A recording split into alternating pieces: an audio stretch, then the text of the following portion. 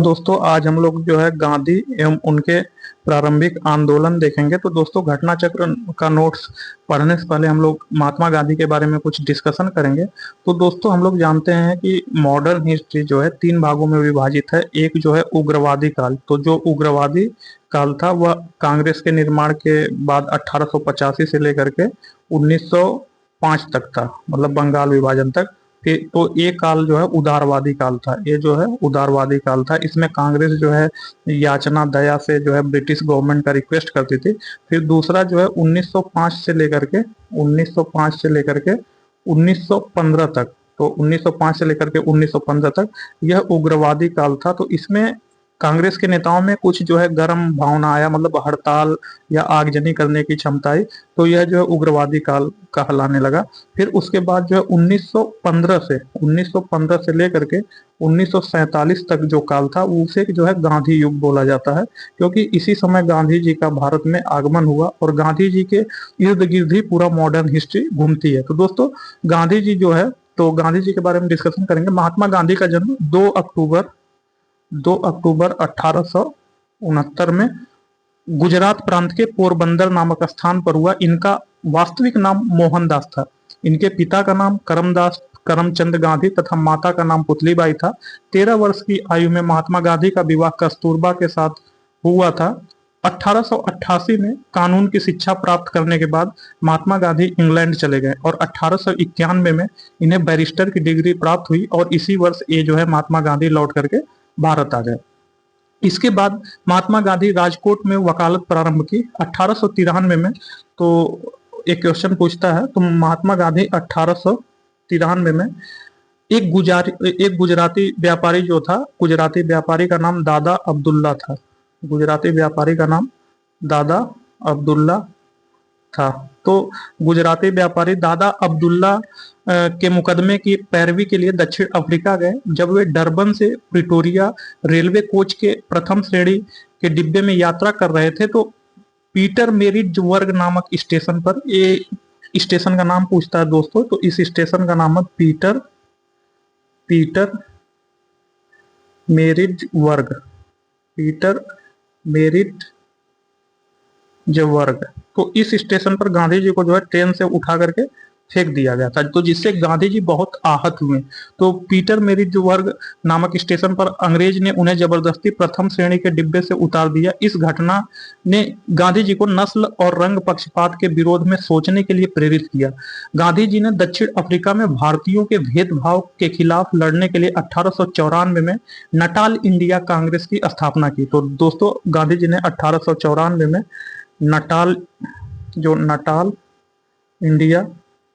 Natal India Congress की स्थापना की 1894 में। तो गांधी जी जो है, इन्होंने गांधी जी ने दक्षिण अफ्रीका में भारतीयों के भेदभाव के खिलाफ लड़ने के लिए 1894 में नटाल इंडियन कांग्रेस की स्थापना की। 1903 में गांधी जी ने दक्षिण अफ्रीका में इंडियन ओपिनियन नामक पत्रिका निकालना प्रारंभ किया। तो 1903 में महात्मा गांधी इंडियन ओपिनियन नामक पत्रिका निकाला। 1904 में महात्मा गांधी डरबन से 84 मील दूर फिनिक्स में आश्रम की स्थापना की। 1906 में गांधी जी पहली बार दक्षिण अफ्रीका में सत्याग्रह दर्शन का विकास किया तथा परवाना कानून के विरुद्ध इन्होंने सत्याग्रह आंदोलन किया। तो जो कानून कौन था? परवाना कानून। 1908 में गांधी जी दक्षिण अफ्रीका में पहली बार जेल गए थे। 1909 में, तो दोस्तों 1908 में गांधी जी दक्षिण अफ्रीका में पहली बार जेल गए। तो अगर जेल पूछा जाएगा दक्षिण अफ्रीका में, तो 1908 में गांधी जी दक्षिण अफ्रीका में पहली बार जेल गए तथा 1909 में इंग्लैंड में दक्षिण अफ्रीका 1909 में जो इंग्लैंड से दक्षिण अफ्रीका आते समय जल जहाज में गांधी जी ने जो है हिंद स्वराज नामक पुस्तक लिखा। तो हिंद स्वराज नामक पुस्तक गांधी जी ने जो है अफ्रीका से, इंग्लैंड से अफ्रीका जाते वक्त लिखा था। तो क्वेश्चन में पूछ लिया जाता है कि कहां से कहां तक जाते वक्त गांधी जी ने अपना पुस्तक हिंद स्वराज लिखा। तो इंग्लैंड से दक्षिण अफ्रीका जाते वक्त गांधी जी ने हिंद स्वराज नामक पुस्तक लिखा था। महात्मा गांधी 9 जनवरी 1915 को दक्षिण अफ्रीका से भारत लौटे। तो दोस्तों महात्मा गांधी दक्षिण अफ्रीका से भारत कब लौटे? तो 9 जनवरी 9 जनवरी 1915 को महात्मा गांधी दक्षिण अफ्रीका से भारत लौटे। इस दिन को भारत में प्रतिवर्ष प्रवासी दिवस के रूप में मनाया जाता है। तो 9 जनवरी 1915 को भारत में प्रतिवर्ष प्रवासी दिवस के रूप में मनाया जाता है। भारत वापस आने के क्रम में महात्मा गांधी ने भारत की पृष्ठभूमि और राजनीतिक स्थिति को समझने का प्रयास किया और इस क्रम में वे गोपाल कृष्ण गोखले जी से काफी प्रभावित हुए और उन्हें अपना गुरु मान लिया। तो महात्मा गांधी जी ने गोपाल कृष्ण गोखले को अपना राजनीतिक गुरु माना। गांधी जी जब दक्षिण अफ्रीका से भारत वापस आए तो सबसे पहले उन्होंने गुजरात के अहमदाबाद में कोचरब आश्रम स्थापित किया। तो महात्मा गांधी का दक्षिण अफ्रीका से भारत आते समय महात्मा गांधी जी ने जो है गुजरात में कोचरब आश्रम स्थापित किया। तो सबसे पहले कोचरब आश्रम स्थापित किया। हालांकि 2 साल बाद आश्रम प्लेग के चपेट में आ गया और गांधी जी को अपने आश्रम को इस बार साबरमती नदी के किनारे स्थानांतरित करना पड़ा। जब गांधी जी दक्षिण अफ्रीका से भारत वापस लौटे थे तब उस समय दुनिया में प्रथम विश्व युद्ध चल रहा था। उस समय गांधी जी ने अंग्रेजों को विश्व युद्ध में सहायता करने की नीति को बढ़ावा दिया था ताकि अंग्रेज भी भारतीयों की स्थिति और मांगों के ऊपर नरम व्यवहार करें। इस क्रम में गांधी जी ने भारतीयों को विश्व युद्ध में अंग्रेजों की मदद के लिए अंग्रेजी सेना में भर्ती होने को प्रोत्साहन दिया था। इसको देखते हुए भारतीयों ने उस समय गांधी जी को भर्ती करने वाला सार्जेंट के नाम से संबोधित किया था। अंग्रेजों ने गांधी जी को इसके बदले में 1915 में केसरे हिंद की उपाधि दी। तो 1915 में गांधी जी ने जो है विभिन्न भारतीयों को जो है सेना में भर्ती किया। तो इसी के फायदे को देखते हुए अंग्रेजों ने 1915 में केसरे हिंद की उपाधि गांधी जी को दी। फिर जो है 1900 गांधी जी द्वारा किए गए भारत में आंदोलन। तो दोस्तों आइए नोट्स पढ़ते हैं, फिर आगे हम लोग जो है इसके बारे में जो पॉइंट मिलेगा उसका डिस्कशन करेंगे। तो नोट्स में देखते हैं, मोहनदास करमचंद गांधी का जन्म 2 अक्टूबर 1869 को गुजरात के पोरबंदर नामक स्थान पर हुआ। उनकी प्रारंभिक शिक्षा राजकोट में हुई। तो गांधी जी का प्रारंभिक शिक्षा है वह राजकोट में हुई। महात्मा गांधी की अल्पायु में 13 वर्ष की आयु में कस्तूरबा गांधी के साथ विवाह हुआ था। उन्होंने द इनर टेम्पल लंदन से बैरिस्टरी का प्रशिक्षण लिया था। करमचंद गांधी पोरबंदर, वांकानेर एवं राजकोट में दीवान के पद पर कार्य किया। ये गांधी जी के पिता थे। तो जो करमचंद गांधी हैं जिनको काबा गांधी बोलते हैं वह गांधी जी के पिताजी थे। इनका उपनाम काबा गांधी था। गांधी जी ने दक्षिण अफ्रीका में 1894 ईस्वी में नाटाल इंडिया कांग्रेस की स्थापना की और दक्षिण अफ्रीका के लंबे आंदोलन के दौरान कई बार जेल की यात्रा की। अपने सहयोगियों की सहायता से उन्होंने टॉल्स्टॉय फार्म की स्थापना की और वहीं रहने लगे। दक्षिण अफ्रीका में उन्होंने इंडियन ओपिनियन नामक अखबार निकाला। तो इंडियन ओपिनियन नामक अखबार गुजराती, हिंदी, तमिल और अंग्रेजी में प्रकाशित होता था। महात्मा गांधी ने फिनिक्स जो कि डरबन दक्षिण अफ्रीका में स्थापित किया। वर्ष 1904 में एक आश्रम स्थापित किया। तो महात्मा गांधी ने डरबन दक्षिण अफ्रीका में वर्ष 1904 में एक फिनिक्स आश्रम स्थापित किया। फिनिक्स आश्रम को 7 फरवरी 2000 को दोबारा खोला गया है। फिनिक्स महात्मा गांधी द्वारा स्थापित प्रथम आश्रम है। तो अगर पूछा जाएगा कि महात्मा गांधी द्वारा स्थापित प्रथम आश्रम क्या है तो वह जो है फिनिक्स है, जो कि जो है डरबन में दक्षिण अफ्रीका में स्थापित किया गया। महात्मा गांधी के विचारों में आशीर्वाद के बजाय व्यवहारिक आदर्शवाद पर अत्यधिक जोर दिया गया है। मार्क्स की तरह गांधी जी भी राज्य को हटाने की इच्छा रखते थे तथा उन्होंने स्वयं को दार्शनिक अराजकतावादी कहे जाने से गुरेज नहीं किया। तो गांधी जी बोलते थे दोस्तों कि हमें इतना ईमानदार होना चाहिए कि जो है कि पुलिस की या लॉ की जरूरत ही ना हो। हमें जो करना है वह ईमानदारी से करें, किसी की चोरी ना करें। तो यह जो है अगर कोई बोलेगा कि लॉ की जरूरत नहीं है तो वह जो है अराजकतावादी, मतलब कि वो सोचेगा किसी बिना प्रेशर में हम सही काम करें। तो इसीलिए जो है गांधी जी को दार्शनिक अराजकतावादी बोलते हैं, जो कि कभी हो नहीं सकता। कोई ना कोई व्यक्ति कुछ ना कुछ तो गलत काम करेगा। तो गांधी जी ये सोचते थे कि भाई इतना अच्छा आप काम करिए कि पुलिस या आपको जो है कोई देखने वाला ना हो, आप स्वयं में ईमानदार बनिए और स्वयं अच्छा काम करिए। तो वही इनको जो है दार्शनिक अराजकतावादी फिलोसफिकल एनार्चिस्ट कहे जाने से गुरेज नहीं किया। सत्य तथा अहिंसा गांधी जी के राम राज्य के युगल सिद्धांत थे। उन्होंने सत्य और अहिंसा को अपने स्वप्नों के नवीन समाज का आधार बनाया। गांधी जी एक सच्चे समाजवादी भी थे। वे व्यक्ति के हित के साथ साथ समाज के हित का ध्यान रखते थे। वे सामाजिक न्याय के उदात्त सिद्धांतों के को क्रियात्मक रूप देना चाहते थे, वे अन्याय और अत्याचार के विरोधी थे। गांधी जी ने लुई फीसर से स्वयं कहा, मैं सच्चा समाजवादी हूं, मेरे समाजवाद का अर्थ सर्वोदय है। गांधी जी के समाजवाद में मार्क्सवाद की भी झलक मिलती है। गांधी जी श्रम को असाधारण महत्व देते थे। वे इस सिद्धांत को क्रियात्मक रूप देना चाहते थे कि प्रत्येक से उसके सामर्थ्य के अनुसार काम लिया जाए तथा प्रत्येक को आवश्यकता अनुसार पारिश्रमिक दिया जाए। गांधी जी मार्क्सवादियों की भांति भावी आदर्श व्यवस्था में राज्य की सत्ता नहीं मानते थे। गांधी जी स्वयं कहते थे कि मैं उसी समस्या को सुलझाने में लगा हूं जो कि वैज्ञानिक समाजवाद के सामने है। गांधी जी की सत्याग्रह रणनीति में हड़ताल को सबसे अंतिम स्थान प्राप्त था, जबकि उपवास को गांधी जी सबसे अधिक प्रभावशाली अस्त्र मानते थे और इसे उन्होंने अग्निबाण कहा था। तो गांधी जी के सत्याग्रह सिद्धांत में सत्याग्रही का उद्देश्य शत्रु को पराजित करना नहीं, बल्कि उसका हृदय परिवर्तित करके उसे अपने अनुकूल बनाना है। यह कार्य सत्याग्रही अपने ऊपर कष्ट झेल कर करता है। गांधी जी ने परिवार नियोजन हेतु सर्वोत्तम उपाय आत्मनियंत्रण बताया था।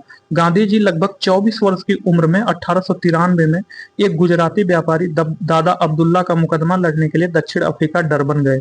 वह अफ्रीका में लगभग 21 वर्ष रहे थे। तो एक क्वेश्चन पूछा जाता है कि गांधी जी दक्षिण अफ्रीका में कितने वर्ष रहे, तो गांधी जी दक्षिण अफ्रीका में 21 ईयर्स रहे। जनवरी 1915 में भारत लौटे। जनता ने बड़ी गर्मजोशी से उनका स्वागत किया। दक्षिण अफ्रीका के उनके संघर्षों और उनकी सफलताओं ने उन्हें भारत में अधिक लोकप्रिय बना दिया था। भारत आने पर उनका संपर्क गोपाल कृष्ण गोखले से हुआ, जिन्हें गांधी जी ने अपना राजनीतिक गुरु बनाया। तो गांधी जी ने दोस्तों पूछता है कि अपना राजनीतिक गुरु किसको बनाया, तो वह जो गोपाल कृष्ण गोखले को बनाया। उनके प्रभाव में आकर के उन्होंने अपने, तो गोपाल कृष्ण गोखले के प्रभाव में आकर के गांधी जी ने अपने को भारत की सक्रिय राजनीति से जोड़ा। महात्मा गांधी ने सर्वप्रथम 1901 में आयोजित कांग्रेस की कलकत्ता अधिवेशन में भाग लिया था। दोस्तों 1915 में भारत आने से पहले महात्मा गांधी ने कांग्रेस में एक बार भाग ले लिया था, जो कि 1901 में जो कलकत्ता में कांग्रेस का अधिवेशन हुआ था उसमें भाग लिया था। तो ये बहुत बार एग्जाम में पूछता है कि महात्मा गांधी जो है भारत आने से पहले, क्योंकि भारत जो है महात्मा गांधी 1915 में आए, तो किस वर्ष जो है महात्मा गांधी और कौन से अधिवेशन में कांग्रेस को ज्वाइन किया था, तो वर्ष 1901 में कलकत्ता अधिवेशन में महात्मा गांधी ने कांग्रेस को ज्वाइन किया था। तो इस अधिवेशन में गांधी जी का दक्षिण अफ्रीका पर प्रस्ताव भी पारित हुआ था। इस अधिवेशन की अध्यक्षता दिनसा वाचा ने की थी। ध्यातव्य है कि गांधी जी अपने दक्षिण अफ्रीका प्रवास के बीच वर्ष 1901 में भारत आए थे और उन्होंने वर्ष 1902 में बंबई में अपने विधि कार्यालय की भी स्थापना की थी। तो इसी दौरान महात्मा गांधी ने बंबई में अपना विधि कार्यालय की स्थापना की थी। महात्मा गांधी ने वर्ष 1915 में अहमदाबाद के कोचरब क्षेत्र में सत्याग्रह आश्रम की स्थापना की थी। यह आश्रम विभिन्न आर्थिक गतिविधियों के संचालन की सुविधा की दृष्टि से 17 जून 1917 को साबरमती नदी के किनारे स्थानांतरित कर दिया गया। महात्मा गांधी राजनीति को सामाजिक उत्थान और जन कल्याण के लिए सक्रियता समझते थे। इसके संबंध में गांधी जी के द्वारा सर्वाधिक महत्वपूर्ण सुझाव राजनीति के क्षेत्र में सत्ता के विकेंद्रीकरण को दिया गया। तो गांधी जी कहते थे कि सत्ता का जो केंद्रीकरण नहीं होना चाहिए, बल्कि सत्ता का फैलाव होना चाहिए, मतलब विकेंद्रीकरण। जैसे जो है सत्ता सेंट्रल से जिला लेवल, जिला से तहसील लेवल और तहसील से विलेज लेवल पे सत्ता का पहुंच होना चाहिए। विकेंद्रीकृत सत्ता, जो विकेंद्रीकृत सत्ता से उनका तात्पर्य था ग्राम पंचायतों को अपने गांव का प्रबंध और प्रशासन करने के लिए सक्रिय करना। गांधी जी ने राजनीति के जो प्रतिमान प्रस्तुत किए उसमें नैतिकता, धर्म और मानवता का समावेश था, लेकिन गांधी जी के पूर्ण आदर्श राजनीतिक व्यवस्था के अंतर्गत राज्य अर्थात सत्ता के लिए कोई स्थान नहीं था। वे राज्य विहीन समाज, स्टेटलेस सोसाइटी की स्थापना करना चाहते थे। तो गांधी जी सोचते थे कि कोई राज्य या कोई सरकार ना हो, लोग इतना खुद ईमानदार हो जाए कि वो जो है खुद अच्छे अच्छे काम करे, किसी के प्रेशर या किसी पुलिस की या किसी जज की जरूरत न पड़े। द्वारा दक्षिण अफ्रीका में किए गए संघर्ष को निष्क्रिय प्रतिरोध का नाम दिया गया, परंतु बाद में गांधी जी ने निष्क्रिय प्रतिरोध के स्थान पर सत्याग्रह शब्द चुना। भारतीय स्वतंत्रता को प्राप्त करने के लिए इसका सर्वाधिक प्रयोग किया गया। हालांकि गांधी जी ने सत्याग्रह और निष्क्रिय प्रतिरोध में अंतर किया है। निष्क्रिय प्रतिरोध एक राजनीतिक अस्त्र है, जबकि सत्याग्रह नैतिक शक्ति है। सत्याग्रह का शाब्दिक अर्थ है सत्य को मानकर किसी वस्तु के लिए आग्रह करना अथवा सत्य और अहिंसा से उत्पन्न होने वाला बल। महात्मा गांधी ने भारत के स्वतंत्रता संघर्ष के दौरान वर्ष 1917 में चंपारण बिहार से सत्याग्रह प्रारंभ किया। यह गांधी जी का भारत में पहला सफल सत्याग्रह था। महात्मा गांधी ने विदेशी वस्त्रों को नष्ट करने को राष्ट्र के आत्मसम्मान से जोड़ते हुए कहा था, विदेशी वस्त्रों की बर्बादी ही उनके साथ सर्वोत्तम व्यवहार है।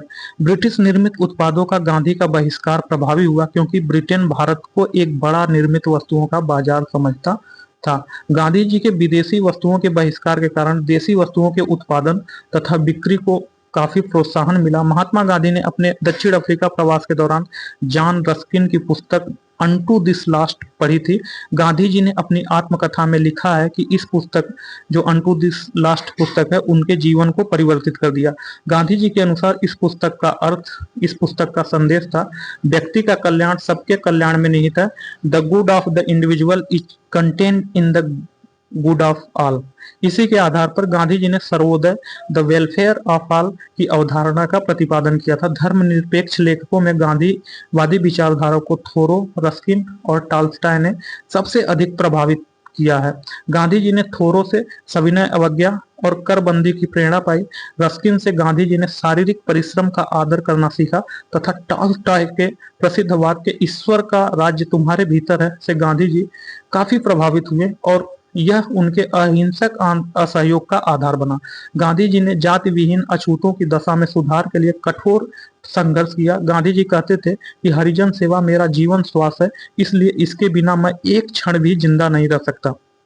वर्ष 1917-1918 में के आरंभ में गांधी जी ने 3 संघर्षों, चंपारण आंदोलन बिहार में, अहमदा और खेड़ा दोनों गुजरात में हिस्सा लिया। चंपारण तथा खेड़ा आंदोलन किसानों का आंदोलन था, जबकि अहमदाबाद का आंदोलन औद्योगिक मजदूरों का आंदोलन था। बिहार में हुआ चंपारण सत्याग्रह भारत में गांधी जी का प्रथम सत्याग्रह था। अगर पूछा जाए कि भारत में गांधी जी का प्रथम सत्याग्रह कौन था, तो भारत में गांधी जी का प्रथम सत्याग्रह जो है चंपारण सत्याग्रह हुआ, जो बिहार में हुआ था।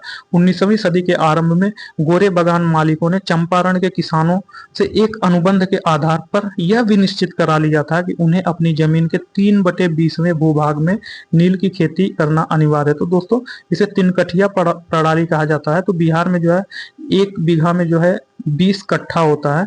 तो 1 बीघा में 20 कट्ठा होता है। तो जो है ये अंग्रेज कहते थे कि भाई अगर 1 बीघा है तो 20 कट्ठे में आपको जो है 3 कट्ठा नील की खेती जरूर करना पड़ेगा। इसको जो है अनिवार्य किए थे, जो किसान नहीं करते थे उनको जबरदस्ती करवाते थे। तो इसीलिए 3 कठिया प्रणाली इसे कहा जाता है। गोरे बागान मालिकों ने किसान की मजदूरी का फायदा उठाकर उन्हें अनुबंध से मुक्त करने के लिए लगान एवं अन्य गैर कानूनी अववाबों करों की दर मनमाने ढंग से बढ़ा दी। किसानों के इसी उत्पीड़न के विरोध में गांधी जी चंपारण सत्याग्रह प्रारंभ किया था। मामले की जांच के लिए सरकार ने एक कमेटी गठित की, जिसमें गांधी जी को भी सदस्य बनाया गया। बागान मालिक अवैध वसूली का 25% वापस करने पर राजी हो गए। इस प्रकार गांधी जी द्वारा चलाया गया पहला सत्याग्रह सफल रहा। महात्मा गांधी को चंपारण आने तथा कृषकों की समस्या की जांच करने के लिए पंडित राजकुमार शुक्ल ने आमंत्रित किया तथा चंपारण समस्या की जांच में गांधी जी के सहयोगियों में आचार्य जेवी कृपलानी के साथ doctor Rajendra Prasad, Mahadev Desai, CF Andrews, doctor Anugrah Narayan Singh, Braj Kishore Prasad, HS Pollard इत्यादि शामिल थे। NG रंगा ने महात्मा गांधी के चंपारण सत्याग्रह का विरोध किया था। तो पूछता है एग्जाम में कि कौन सा ऐसा नेता था जो महात्मा गांधी के चंपारण सत्याग्रह का विरोध किया, तो वह जो है NG रंगा थे। जबकि रविंद्रनाथ टैगोर ने चंपारण सत्याग्रह के दौरान ही इन्हें महात्मा गांधी को महात्मा की उपाधि दी थी। चंपारण सत्याग्रह के बाद गांधी जी का अगला प्रयोग वर्ष 1918 में अहमदाबाद की काटन मिल मालिकों और मजदूरों में प्लेग बोनस को लेकर विवाद में हस्तक्षेप करना था। गांधी जी ने मालिकों और मजदूरों को इस सारे मामले को एक ट्रिब्यूनल को सौंप देने पर राजी कर लिया, लेकिन बाद में मालिकों ने 20% बोनस देने का घोषणा की और इसे स्वीकार न करने पर जो है मजदूरों को नौकरी से निकालने की धमकी दी। मालिकों के इस व्यवहार को इन्होंने गंभीरता से लिया तथा मजदूरों को हड़ताल पर जाने को कहा। मजदूरों का उत्साह बढ़ाने तथा संघर्ष तेज करने के लिए गांधी जी ने खुद अनशन पर बैठने का फैसला लिया। इनके अनशन का मालिकों पर असर पड़ा और वे सारे मामले को ट्रिब्यूनल को सौंपने को राजी हो गए। बाद में ट्रिब्यूनल ने 35% बोनस देने का फैसला किया। तो पूछता है कि बाद में ट्रिब्यूनल ने कितना प्रतिशत बोनस देने का फैसला किया, तो वह जो 35%। वर्ष 1918 में गुजरात के खेड़ा में किसानों की फसल नष्ट हो जाने के बाद भी सरकार ने लगान में छूट नहीं दी थी और भू राजस्व उगाही स्थगित नहीं की थी। इसी मुद्दे पर महात्मा गांधी ने खेड़ा के किसानों के पक्ष में सत्याग्रह संगठित किया। महात्मा गांधी को सर्वप्रथम राष्ट्रपिता सुभाष चंद्र बोस ने कहा था। वर्ष 1944 को सुभाष चंद्र बोस ने आजाद हिंद रेडियो पर बोलते हुए गांधी जी को संबोधित किया था कि भारत की स्वाधीनता का आखिरी युद्ध शुरू हो गया है राष्ट्रपिता। भारत की मुक्ति के इस पवित्र युद्ध में हम आपका आशीर्वाद और शुभकामनाएं चाहते हैं। नोआखली काल में प्यारेलाल महात्मा गांधी के सचिव थे। उनकी बहन डॉक्टर सुशीला नैयर गांधी जी की व्यक्तिगत चिकित्सक थी। प्यारेलाल ने गांधी के दांडी मार्च में भी महत्वपूर्ण भूमिका अदा की थी। तो जो प्यारेलाल जी थे, यह गांधी जी के दांडी मार्च में महत्वपूर्ण भूमिका अदा किया था। जमनालाल बजाज कपड़ा व्यापारी, बैंकर, कांग्रेसी सामाजिक कार्यकर्ता और महात्मा गांधी के निकट सहयोगी थे। जो जमनालाल बजाज का जन्म जो है सीकर राजस्थान में हुआ था। इन्होंने वर्धा के एक धनवान व्यापारी इन्हें वर्धा के एक धनवान व्यापारी ने गोद लिया था। वे वर्ष 1915 में गांधी जी के संपर्क में आए तथा जीवन भर उनके अनुयायी रहे। 30 वर्ष की अवस्था में भारतीय राष्ट्रीय कांग्रेस में भाग लिया। भारत के प्रति ब्रिटिश सरकार की नीति के विरोध में उन्होंने राय बहादुर की उपाधि त्याग दी। एक कांग्रेस के कोषाध्यक्ष रहे तथा गांधी सेवा संघ के संस्थापक अध्यक्ष थे। वे वर्ष 1923 में नागपुर में झंडा सत्याग्रह में भाग लेने के लिए तथा वर्ष 1930 में सविनय अवज्ञा आंदोलन के दौरान जेल गए थे। चार्ल्स एंड्रूज, जिन्हें दीन बंधु एंड्रूज कहा जाता है, सेंट स्टीफन कॉलेज दिल्ली में प्रधाना अध्यापक थे। भारतीयों से इनका गहरा लगाव था और वे हर तरह से भारतीय बनना चाहते थे। रविन्द्रनाथ टैगोर, गोपाल कृष्ण गोखले तथा महात्मा गांधी से इनके घनिष्ठ संबंध थे। ये दक्षिण अफ्रीका के फिनिक्स फार्म में गांधी जी के साथ रहे थे। गांधी जी ने ही गरीबों के प्रति इनकी निरंतर चिंता को देखते हुए इन्हें दीन बंधु की उपाधि से सम्मानित किया। तो पूछा जाएगा कि जो चार्ल्स एंड्रूज हैं, जिनका नाम दीन बंधु एंड्रूज है, इनको दीन बंधु के नाम से कौन उपाधि दिया, तो वह जो गांधी जी ने दिया। एंड्रूज वर्ष 1925 वर्ष 1927 में all India trade union Congress के अध्यक्ष भी रहे। गोलमेज सम्मेलन में भाग लेने के लिए वे गांधी जी के साथ एक सहयोगी के रूप में लंदन गए थे। छत्तीसगढ़ में महात्मा गांधी का प्रथम आगमन 20 दिसंबर 1920 को रायपुर स्थित में हुआ था। महात्मा गांधी की स्वाधीनता के समय गांधी जी कांग्रेस के सदस्य नहीं थे। वर्ष 1934 में गांधी जी ने कांग्रेस से इस्तीफा दे दिया था तथा वे फिर कांग्रेस के औपचारिक रूप से सदस्य नहीं बने। तथापि राजनीतिक परिदृश्यों पर उनका शक्तिशाली मार्गदर्शी प्रभाव छाया रहा। गांधी जी ने वर्ष 1903 में जोहान्सबर्ग में अपनी लॉ फर्म स्थापित की थी। वे जहां 1910 तक रहे। गांधी जी ने अपनी लॉ फर्म में ट्रस्टीशिप के सिद्धांतों को लागू किया। गांधी जी का विचार था प्रत्येक देश की अर्थव्यवस्था वहां की जलवायु, भूमि तथा वहां के निवासियों के स्वभाव को ध्यान में रखते हुए निश्चित की जानी चाहिए। इनकी राजनीति सभी तरह के शोषण का विरोध करती है, चाहे वह शोषण देश के भीतर एक वर्ग द्वारा दूसरे वर्ग का हो या बाहर से हो। गांधी जी इसको दूर करने के लिए ऐसी प्रणाली कायम करना चाहते थे जिसमें व्यक्ति अपने मौलिक प्रयत्न के द्वारा स्वतंत्र वातावरण में श्रम और कार्य कर सके। इसके लिए वे स्वदेशी उद्योगों का पुनरुद्धार करना चाहते थे ताकि लोगों को पर्याप्त भोजन मिल सके और वे भूख से पीड़ित न हो। इसके लिए गांधी जी ने कुटीर उद्योगों जैसे गुड़ बनाना, घास कूटना, तेल पेरना, कागज बनाना, चमड़े का काम आदि पर जोर दिया। इससे गांधी जी का मानना था कि गरीबों और शोषितों का आर्थिक और सामाजिक सुधार करने में मदद मिलेगी। 30 जनवरी 1948 को नाथूराम गोडसे ने गांधी जी को गोली मार दी। उनकी मृत्यु पर भारत के तत्कालीन प्रधानमंत्री पंडित जवाहरलाल नेहरू ने कहा था, हमारे जीवन से प्रकाश चला गया है, हमारे चतुर्दिक अंधकार ही अंधकार है, मैं नहीं समझ पा रहा हूँ बापू, आपसे क्या कहूँ और कैसे कहूँ। राष्ट्रपिता जिन्हें हम प्यार से बापू कहते थे, वे हमारे बीच नहीं रहे। तो यह कथन जो है पंडित जवाहरलाल नेहरू ने कहा था।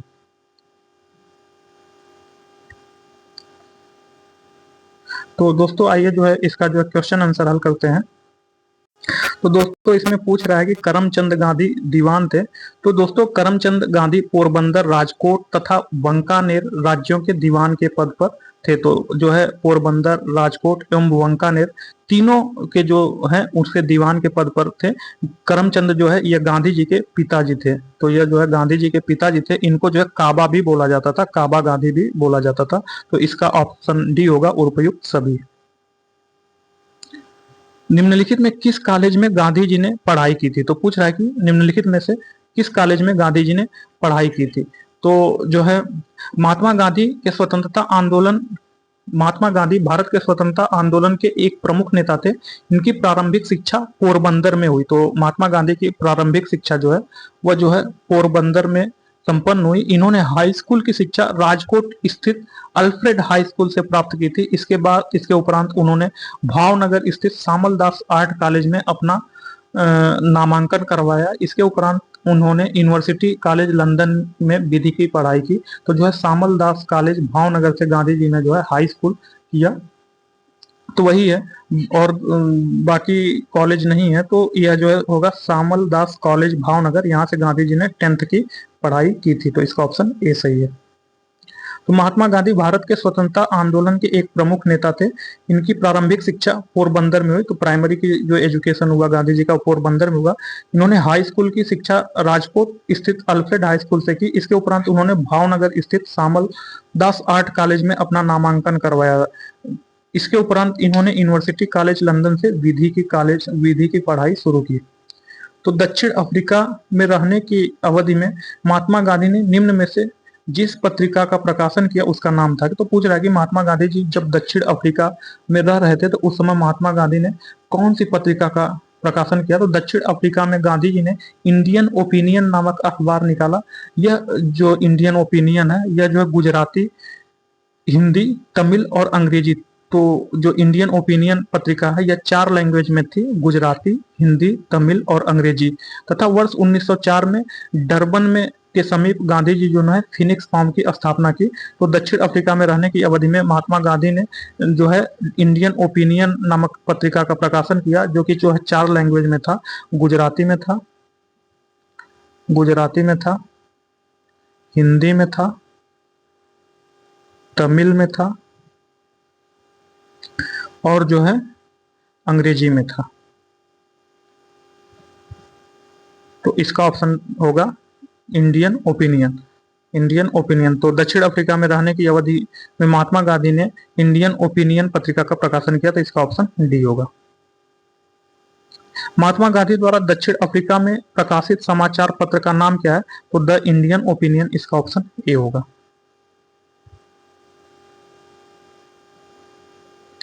फिनिक्स फार्म कहाँ है? तो पूछ रहा है कि फिनिक्स फार्म कहाँ है। तो फिनिक्स फार्म जो दोस्तों जो है वह जो है दक्षिण अफ्रीका के डरबन में है। तो फिनिक्स फार्म दक्षिण अफ्रीका के डरबन में है। तो इसका ऑप्शन सी सही होगा। एम.के. गांधी समर्थक थे। तो पूछ रहा है कि महात्मा गांधी किसके समर्थक थे? मार्क्सवादी समाजवाद के, कि श्रेणी समाजवाद के, कि आदर्शवाद के, कि दार्शनिक अराजकतावाद के? तो महात्मा गांधी दार्शनिक अराजकतावाद के थे। गांधी जी का मानना था कि हमें जो है खुद से इतना ईमानदार होना चाहिए कि पुलिस और न्याय एवं कानून की कोई आवश्यकता ना हो, हमें देखने के लिए कोई आवश्यकता ना हो। तो इसलिए गांधी जी को जो है दार्शनिक अराजकतावादी बोलते हैं। तो इसका ऑप्शन डी होगा। गांधी जी के विचारों में आदर्शवाद की बजाय व्यवहारिक आदर्शवाद पर अत्यधिक जोर दिया गया है। मार्क्स की तरह गांधी जी भी राज्य को हटाने की इच्छा रखते थे तथा उन्होंने स्वयं को दार्शनिक अराजकतावादी, फिलोसफिकल एनार्चिस्ट कहे जाने से गुरेज नहीं किया। निम्नलिखित में से गांधी जी के राम राज्य के युगल सिद्धांत कौन थे? तो गांधी जी के राम राज्य के युगल सिद्धांत जो है सत्य और अहिंसा थे। तो गांधी जी के सत्य और अहिंसा या राम राज्य के युगल सिद्धांत थे। तो इसका ऑप्शन बी होगा, सत्य और अहिंसा।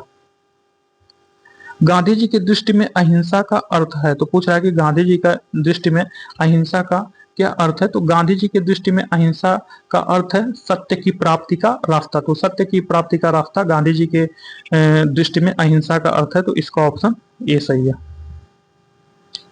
तो महात्मा गांधी ने सत्य और अहिंसा को अपने सपनों के नवीन समाज का आधार बनाया। गांधी जी कहा करते थे कि सत्य और अहिंसा को निरपेक्ष रूप से अंगीकार करना आवश्यक है। अहिंसा मेरे धर्म का सिद्धांत, वही मेरे कर्म का अंतिम सिद्धांत है। सत्याग्रही का अनिवार्य कर्तव्य है कि वह अहिंसा द्वारा सत्य पर साक्षात्कार करने का प्रयत्न करे। पूछ रहा है कि गांधी जी के संदर्भ में निम्न में कौन सा सही है, तो बिना मार्क्सवाद के मार्क्सवादी तो ये गलत है, बिना समाजवाद के समाजवादी ये भी गलत है, बिना व्यक्तिवाद के व्यक्तिवादी ये भी गलत है। समाजवाद में एक व्यक्तिवादी तथा समाजवादियों में एक मार्क्सवादी, तो ये गांधी जी के कथन में सही है। गांधी जी बोलते थे कि समाजवाद में एक व्यक्तिवादी मैं हूं और समाजवादियों में एक मार्क्सवादी, तो इसका ऑप्शन डी सही है। तो गांधी जी के राज्य संबंधी विचारों का व्यवहारिक दृष्टिकोण से व्यक्तिवादी कहा जा सकता है। गांधी जी एक सच्चे समाजवादी भी थे, वे व्यक्ति के हित के साथ साथ समाज के हित का ध्यान रखते थे। गांधी जी ने लुई फीसर से स्वयं कहा, मैं सच्चा समाजवादी हूँ, मेरे समाजवाद का अर्थ सर्वोदय है। गांधी जी के समाजवाद में मार्क्सवाद की भी झलक मिलती है। गांधी जी स्वयं कहते थे, मैं उस समस्या को सुलझाने में लगा हूँ जो कि विज्ञान समाजवाद के सामने है। अतः गांधी जी को समाजवादियों में एक व्यक्तिवादी और समाजवादियों में एक मार्क्सवादी कहा जा सकता है।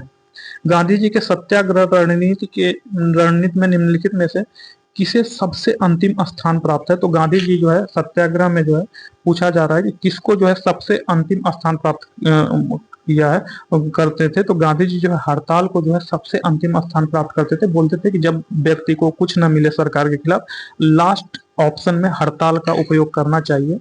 हड़ताल का इसका ऑप्शन डी सही है। जबकि पहला ऑप्शन जो है भूख भूख उपवास करना चाहिए, तो उपवास को जो है गांधी जी फर्स्ट प्रेफर देते थे, जबकि हड़ताल को जो है लास्ट प्रेफरेंस देते थे। तो गांधी के सत्याग्रह रणनीति में किसे सबसे अंतिम स्थान, तो सबसे अंतिम स्थान गांधी जी हड़ताल को देते थे, तो इसका ऑप्शन डी सही है। गांधी जी के सिद्धांत के अनुसार निम्नलिखित में कौन सा एक कथन सही नहीं है, तो पूछ रहा है कि गांधी जी के सिद्धांत के अनुसार निम्नलिखित में कौन सा एक कथन सही नहीं है। तो जो है सत्याग्रही का उद्देश्य शत्रु को पराजित करना है, तो ये गांधी जी का उद्देश्य नहीं है। सत्याग्रही का उद्देश्य शत्रु को पराजित नहीं करना बल्कि उसका जो है हृदय परिवर्तित करना, तो सत्याग्रही का जो है हृदय परिवर्तित करना उद्देश्य है, तो यही सही नहीं है, तो ये गलत है। सत्याग्रही का शस्त्र अहिंसा, हाँ ये सही है। सत्याग्रही को अपने संकल्प में दृढ़ विश्वास होना चाहिए, ये भी सही है। सत्याग्रही को विरोधियों के प्रति द्वेष भाव नहीं रखना चाहिए, ये भी सही है। तो जो सत्याग्रह का उद्देश्य शत्रु को पराजित करना, ये गलत है। गांधी जी के सत्याग्रह सिद्धांत में सत्याग्रही का उद्देश्य शत्रु को पराजित करना नहीं बल्कि उसका हृदय परिवर्तित करके उसको अपने अनुकूल बनाना है, तो इसका ऑप्शन ए गलत है। गांधी जी के अनुसार हिंसा का क्रूरतम रूप है, तो पूछ रहा है कि गांधी जी के अनुसार हिंसा का क्रूरतम रूप क्या है, तो वह जो है गरीबी का अस्थायित्व। तो गांधी जी बोलते थे हिंसा का क्रूरतम रूप यह है कि गरीबी का अस्थायित्व, मतलब आप गरीब पैदा हुए हैं लेकिन अगर आप अच्छे कर्म करेंगे तो आपको गरीब मरना नहीं चाहिए, ये गांधी जी बोलते थे। अगर किसी व्यक्ति का गरीबी अस्थायित्व है तो वह हिंसा का क्रूरतम रूप है। वह अपने लिए जो है अच्छा काम नहीं कर रहा है, वह अपने लिए ईमानदार नहीं है, तो इसका ऑप्शन ए सही होगा। गांधी जी ने कहा था गरीबी का अस्थायित्व हिंसा का क्रूरतम रूप है, poverty is the worst form of violence, तो इसको गांधी जी ने बोला था, तो इसका ऑप्शन जो है ए होगा। गांधी जी ने कहा था गरीबी का अस्थायित्व हिंसा का क्रूरतम रूप है, poverty is the worst form of violence. Gandhi ji ने परिवार नियोजन हेतु क्या तरीका अपनाया था, तो जो गांधी जी परिवार नियोजन हेतु आत्मनियंत्रण या सेल्फ कंट्रोल का तरीका अपनाया था, तो इसका ऑप्शन ए सही है। गांधी जी दक्षिण अफ्रीका में कितने वर्ष रहे, तो गांधी जी दक्षिण अफ्रीका में 21 वर्ष रहे, तो इसका ऑप्शन बी सही है। गांधी जी दक्षिण अफ्रीका में 21 वर्ष रहे। गांधी जी लगभग 24 वर्ष की उम्र में 1893 में, तो गांधी जी 1893 में गुजराती व्यापारी दादा अब्दुल्ला का मुकदमा लड़ने के लिए दक्षिण अफ्रीका डरबन गए तथा वे जनवरी 1915 को जो है भारत लौट आए। तो कुल मिलाकर के 1893 से अगर 1915 अगर इसमें घटा देंगे 1915 में से 1893, तो लगभग जो है 21 वर्ष आएगा, तो इसका ऑप्शन बी सही है। महात्मा गांधी दक्षिण अफ्रीका से भारत किस वर्ष लौटे, तो महात्मा गांधी दक्षिण अफ्रीका से भारत जनवरी 1915 में लौटे, तो इसका ऑप्शन ए सही है। दक्षिण अफ्रीका के किस रेलवे स्टेशन पर गांधी को ट्रेन से फेंका गया, तो दक्षिण अफ्रीका पर पीटर मारिट्जबर्ग रेलवे स्टेशन से गांधी जी को जो है ट्रेन से जो है फेंक दिया गया। तो दक्षिण अफ्रीका प्रवास के दौरान महात्मा गांधी को नस्ली भेदभाव का सामना करना पड़ता था। एक बार ट्रेन में प्रथम श्रेणी का पास होते हुए भी उन्हें सामान्य बोगी में स्थानांतरित किया गया, जिसका उन्होंने प्रतिरोध किया, जिसके फलस्वरूप उन्हें पीटरमारिट्जबर्ग रेलवे स्टेशन पर ट्रेन से फेंका गया। तो जो है महात्मा गांधी ने निम्नलिखित भारतीय राष्ट्रीय कांग्रेस के अधिवेशनों में किस एक में सर्वप्रथम भाग लिया था? तो पूछ रहा है कि महात्मा गांधी जी ने जो है सर्वप्रथम कब भाग लिया था? तो महात्मा गांधी जी सर्वप्रथम जो है कलकत्ता अधिवेशन 1901 में भाग लिया था। तो इसका ऑप्शन बी सही है। तो कलकत्ता अधिवेशन 1901 में महात्मा गांधी ने सर्वप्रथम भाग लिया था। तो इसका ऑप्शन बी सही है। भारत की स्वतंत्रता आंदोलन के दौरान महात्मा गांधी द्वारा स्थापित साबरमती आश्रम नगर के बाहर स्थित है। तो पूछ रहा है कि भारत की स्वतंत्रता के आंदोलन के दौरान महात्मा गांधी द्वारा स्थापित साबरमती आश्रम नगर के बाहर स्थित है। तो किस नगर के बाहर साबरमती आश्रम स्थित है? तो जो है अहमदाबाद नगर के बाहर स्थित है। तो महात्मा गांधी ने वर्ष 1915 में अहमदाबाद के कोचरब क्षेत्र में सत्याग्रह आश्रम की स्थापना की। तो जो अहमदाबाद है इसके कोचरब क्षेत्र में महात्मा गांधी जी ने जो है सत्याग्रह आश्रम की स्थापना की। यह आश्रम विभिन्न आर्थिक गतिविधियों के संचालन की सुविधा की दृष्टि से 17 जून 1717 को साबरमती नदी के किनारे स्थानांतरित कर दिया गया। तो जो कोचरब आश्रम है यह जो है साबरमती नदी के किनारे स्थानांतरित कर दिया गया। तो यह अहमदाबाद के कोचरब में स्थित है। तो इसका ऑप्शन बी सही है। महात्मा गांधी ने वर्ष 1915 में अहमदाबाद के कोचरब क्षेत्र में सत्याग्रह आश्रम की स्थापना की थी। यह आश्रम विभिन्न आर्थिक गतिविधियों के संचालन की सुविधा की दृष्टि से 17 जून 1917 को साबरमती नदी के किनारे स्थानांतरित कर दिया गया था। महात्मा गांधी ने अहमदाबाद के निकट साबरमती के किनारे एक आश्रम बनाया। इसे क्या कहा जाता है? तो जो है महात्मा गांधी ने अहमदाबाद के निकट साबरमती नदी के किनारे एक आश्रम बनाया। तो उस आश्रम का नाम पूछ रहा है। तो उस आश्रम को जो है सत्याग्रह आश्रम कहते हैं। तो इसका ऑप्शन ए सही है, सी सही होगा, सत्याग्रह आश्रम। महात्मा गांधी के संबंध में निम्नलिखित आश्रमों में कौन सा आश्रम सबसे पुराना आश्रम है? तो पूछ रहा है कि महात्मा गांधी का इसमें सबसे पुराना आश्रम कौन सा है? तो महात्मा गांधी का जो फिनिक्स आश्रम है दोस्तों, फिनिक्स आश्रम को Mahatma Gandhi Durban south Africa में जो है साउथ अफ्रीका में स्थापित किया था। महात्मा गांधी ने फिनिक्स आश्रम को 1904 में। तो 1904 में महात्मा गांधी ने सर्वप्रथम जो फिनिक्स आश्रम को डरबन साउथ अफ्रीका में स्थापित किया। तो इसका ऑप्शन बी सही है। महात्मा गांधी ने फिनिक्स डरबन दक्षिण अफ्रीका में वर्ष 1904 में एक आश्रम स्थापित किया। फिनिक्स आश्रम को 27 फरवरी 2000 को दोबारा खोला गया। फिनिक्स महात्मा गांधी द्वारा स्थापित प्रथम आश्रम था। गांधी जी ने सेवा धर्म कहाँ अपनाया था? तो पूछ रहा है कि गांधी जी सेवा धर्म कहाँ अपनाए थे? तो गांधी जी सेवा धर्म कहाँ अपनाए थे पूछ रहा है। तो गांधी जी सेवा धर्म जो है दक्षिण अफ्रीका में अपनाए थे, साउथ अफ्रीका में। तो इसका उत्तर जो होगा साउथ अफ्रीका।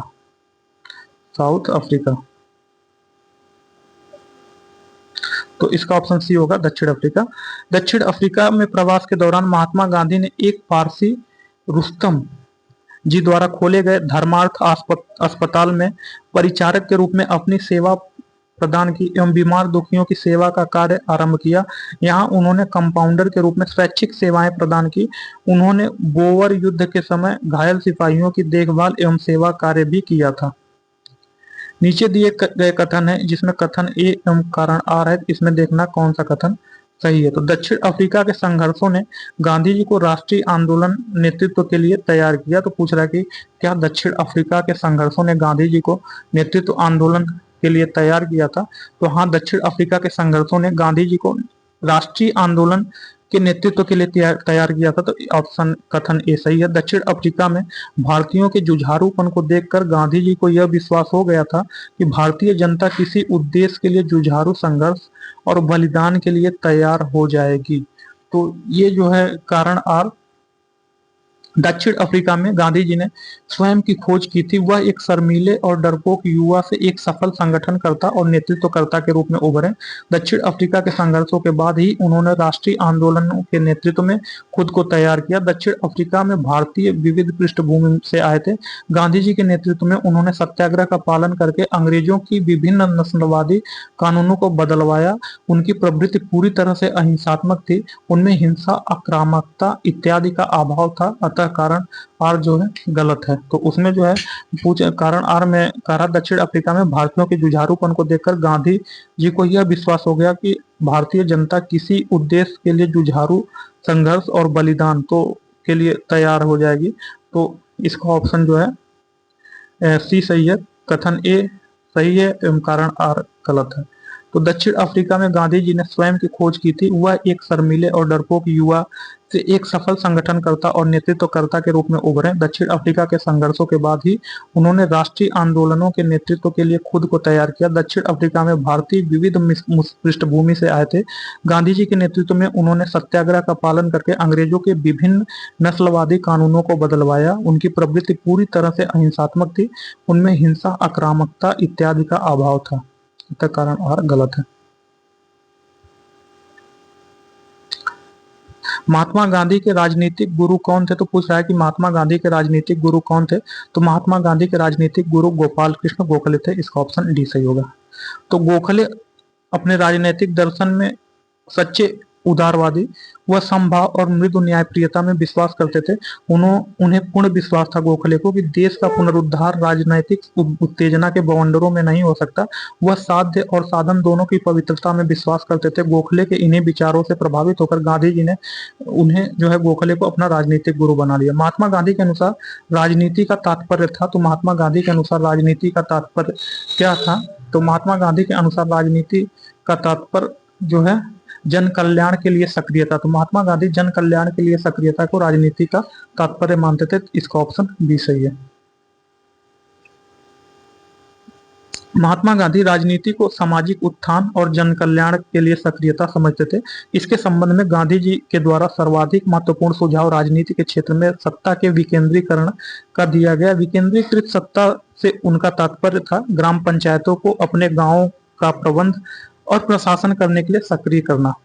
गांधी जी ने राजनीति का जो प्रतिमान प्रस्तुत किया है, निम्न में से कौन सी विशेषता उनमें नहीं है? तो गांधी जी ने राजनीति का जो प्रतिमान प्रस्तुत किया, निम्न में से उसकी विशेषता कौन सा नहीं है? तो गांधी जी ने जो है राजनीति का जो प्रतिमान प्रस्तुत किया उसमें नैतिकता, धर्म और मानवता का समावेश है। तो उसमें जो है नैतिकता, धर्म, मानवता इत्यादि का समावेश है, जबकि सत्ता का नहीं है। तो इसका ऑप्शन डी सही है, सत्ता।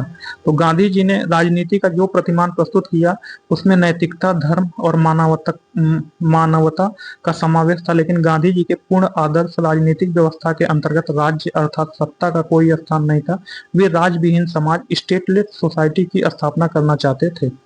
बिहार का वह रसोइया जिसने 1917 में गांधी जी की हत्या के प्रयास को विफल कर उनके भोजन में मिले जहर में उनकी जान बचाई। तो पूछ रहा है कि बिहार का वह रसोइया कौन है जिसने 1917 में महात्मा गांधी की हत्या के प्रयास को विफल कर दिया और उनके भोजन में जो जहर मिलाया गया था उससे महात्मा गांधी की जान बचाई। तो महात्मा गांधी को कोई मारने का प्रयास किया था उनके भोजन में जहर मिला करके। तो बिहार का वह कौन सा रसोइया था जो इससे महात्मा गांधी को बचाया? तो उसका नाम था बटक मियाँ। तो इसका ऑप्शन बी होगा, बटक मियाँ। तो चंपारण सत्याग्रह के समय नील बगान के प्रबंधक इरविन ने गांधी जी को रात्रि भोज पर आमंत्रित किया था। इरविन ने अपने रसोइये भटक मियाँ को गांधी जी को जहरीला दूध परोसने के लिए कहा था। भटक मियाँ ने अपने मालिक की आज्ञा का पालन किया, लेकिन साथ ही गांधी जी को दूध की सच्चाई भी बताई। डॉक्टर राजेंद्र प्रसाद इस घटना के गवाह थे। तो ये अंग्रेज कितने गंदे थे कि इरविन ने जो है गांधी जी को मारने की कोशिश की थी उनके जो खाने में जो है जहर दे करके, लेकिन उनका जो रसोइया था वह जो गांधी जी को सच्चाई बता दी। इसके गवाह खुद डॉक्टर राजेंद्र प्रसाद जी थे।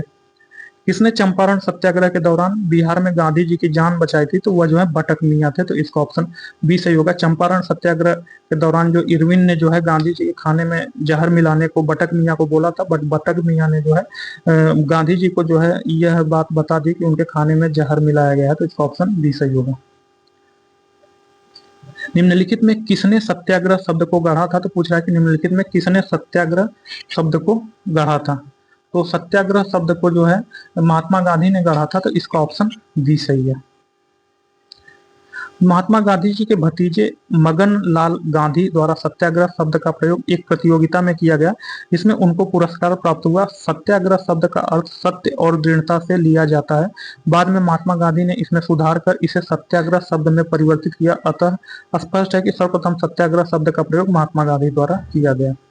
भारत के स्वतंत्रता संघर्ष के दौरान सबसे पहले सत्याग्रह किसने किया था? तो पूछ रहा है कि भारत में स्वतंत्रता संघर्ष के दौरान सबसे पहले सत्याग्रह किसने किया था? तो भारत में स्वतंत्रता संघर्ष के दौरान सबसे पहले सत्याग्रह महात्मा गांधी ने किया था, तो इसका ऑप्शन डी सही है।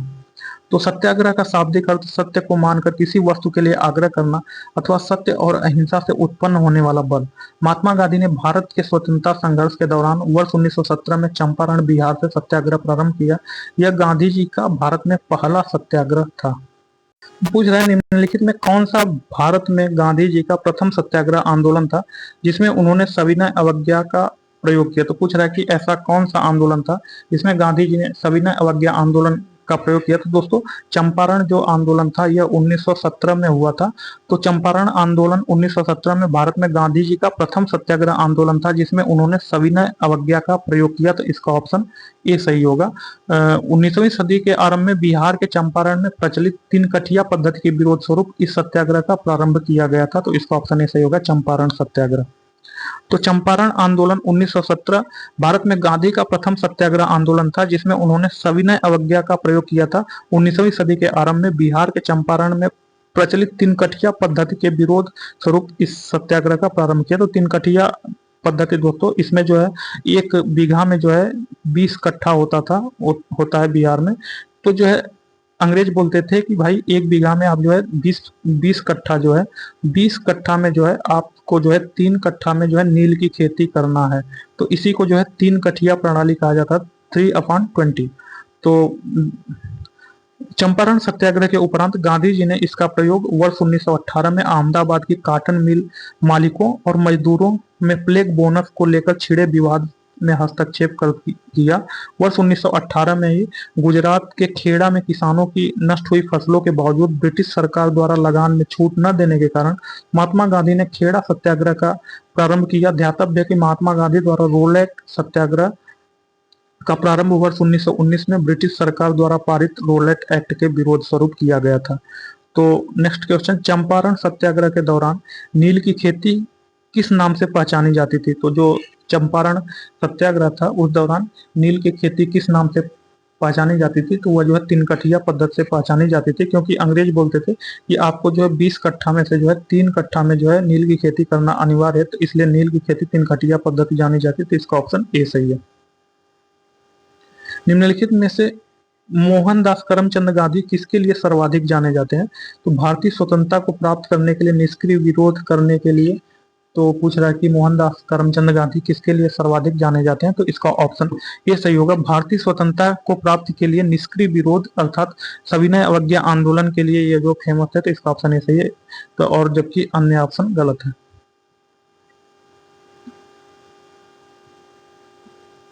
तो गांधी जी द्वारा दक्षिण अफ्रीका में किए गए संघर्ष को निष्क्रिय प्रतिरोध नाम दिया गया, परंतु बाद में गांधी ने निष्क्रिय प्रतिरोध के स्थान पर सत्याग्रह शब्द चुना।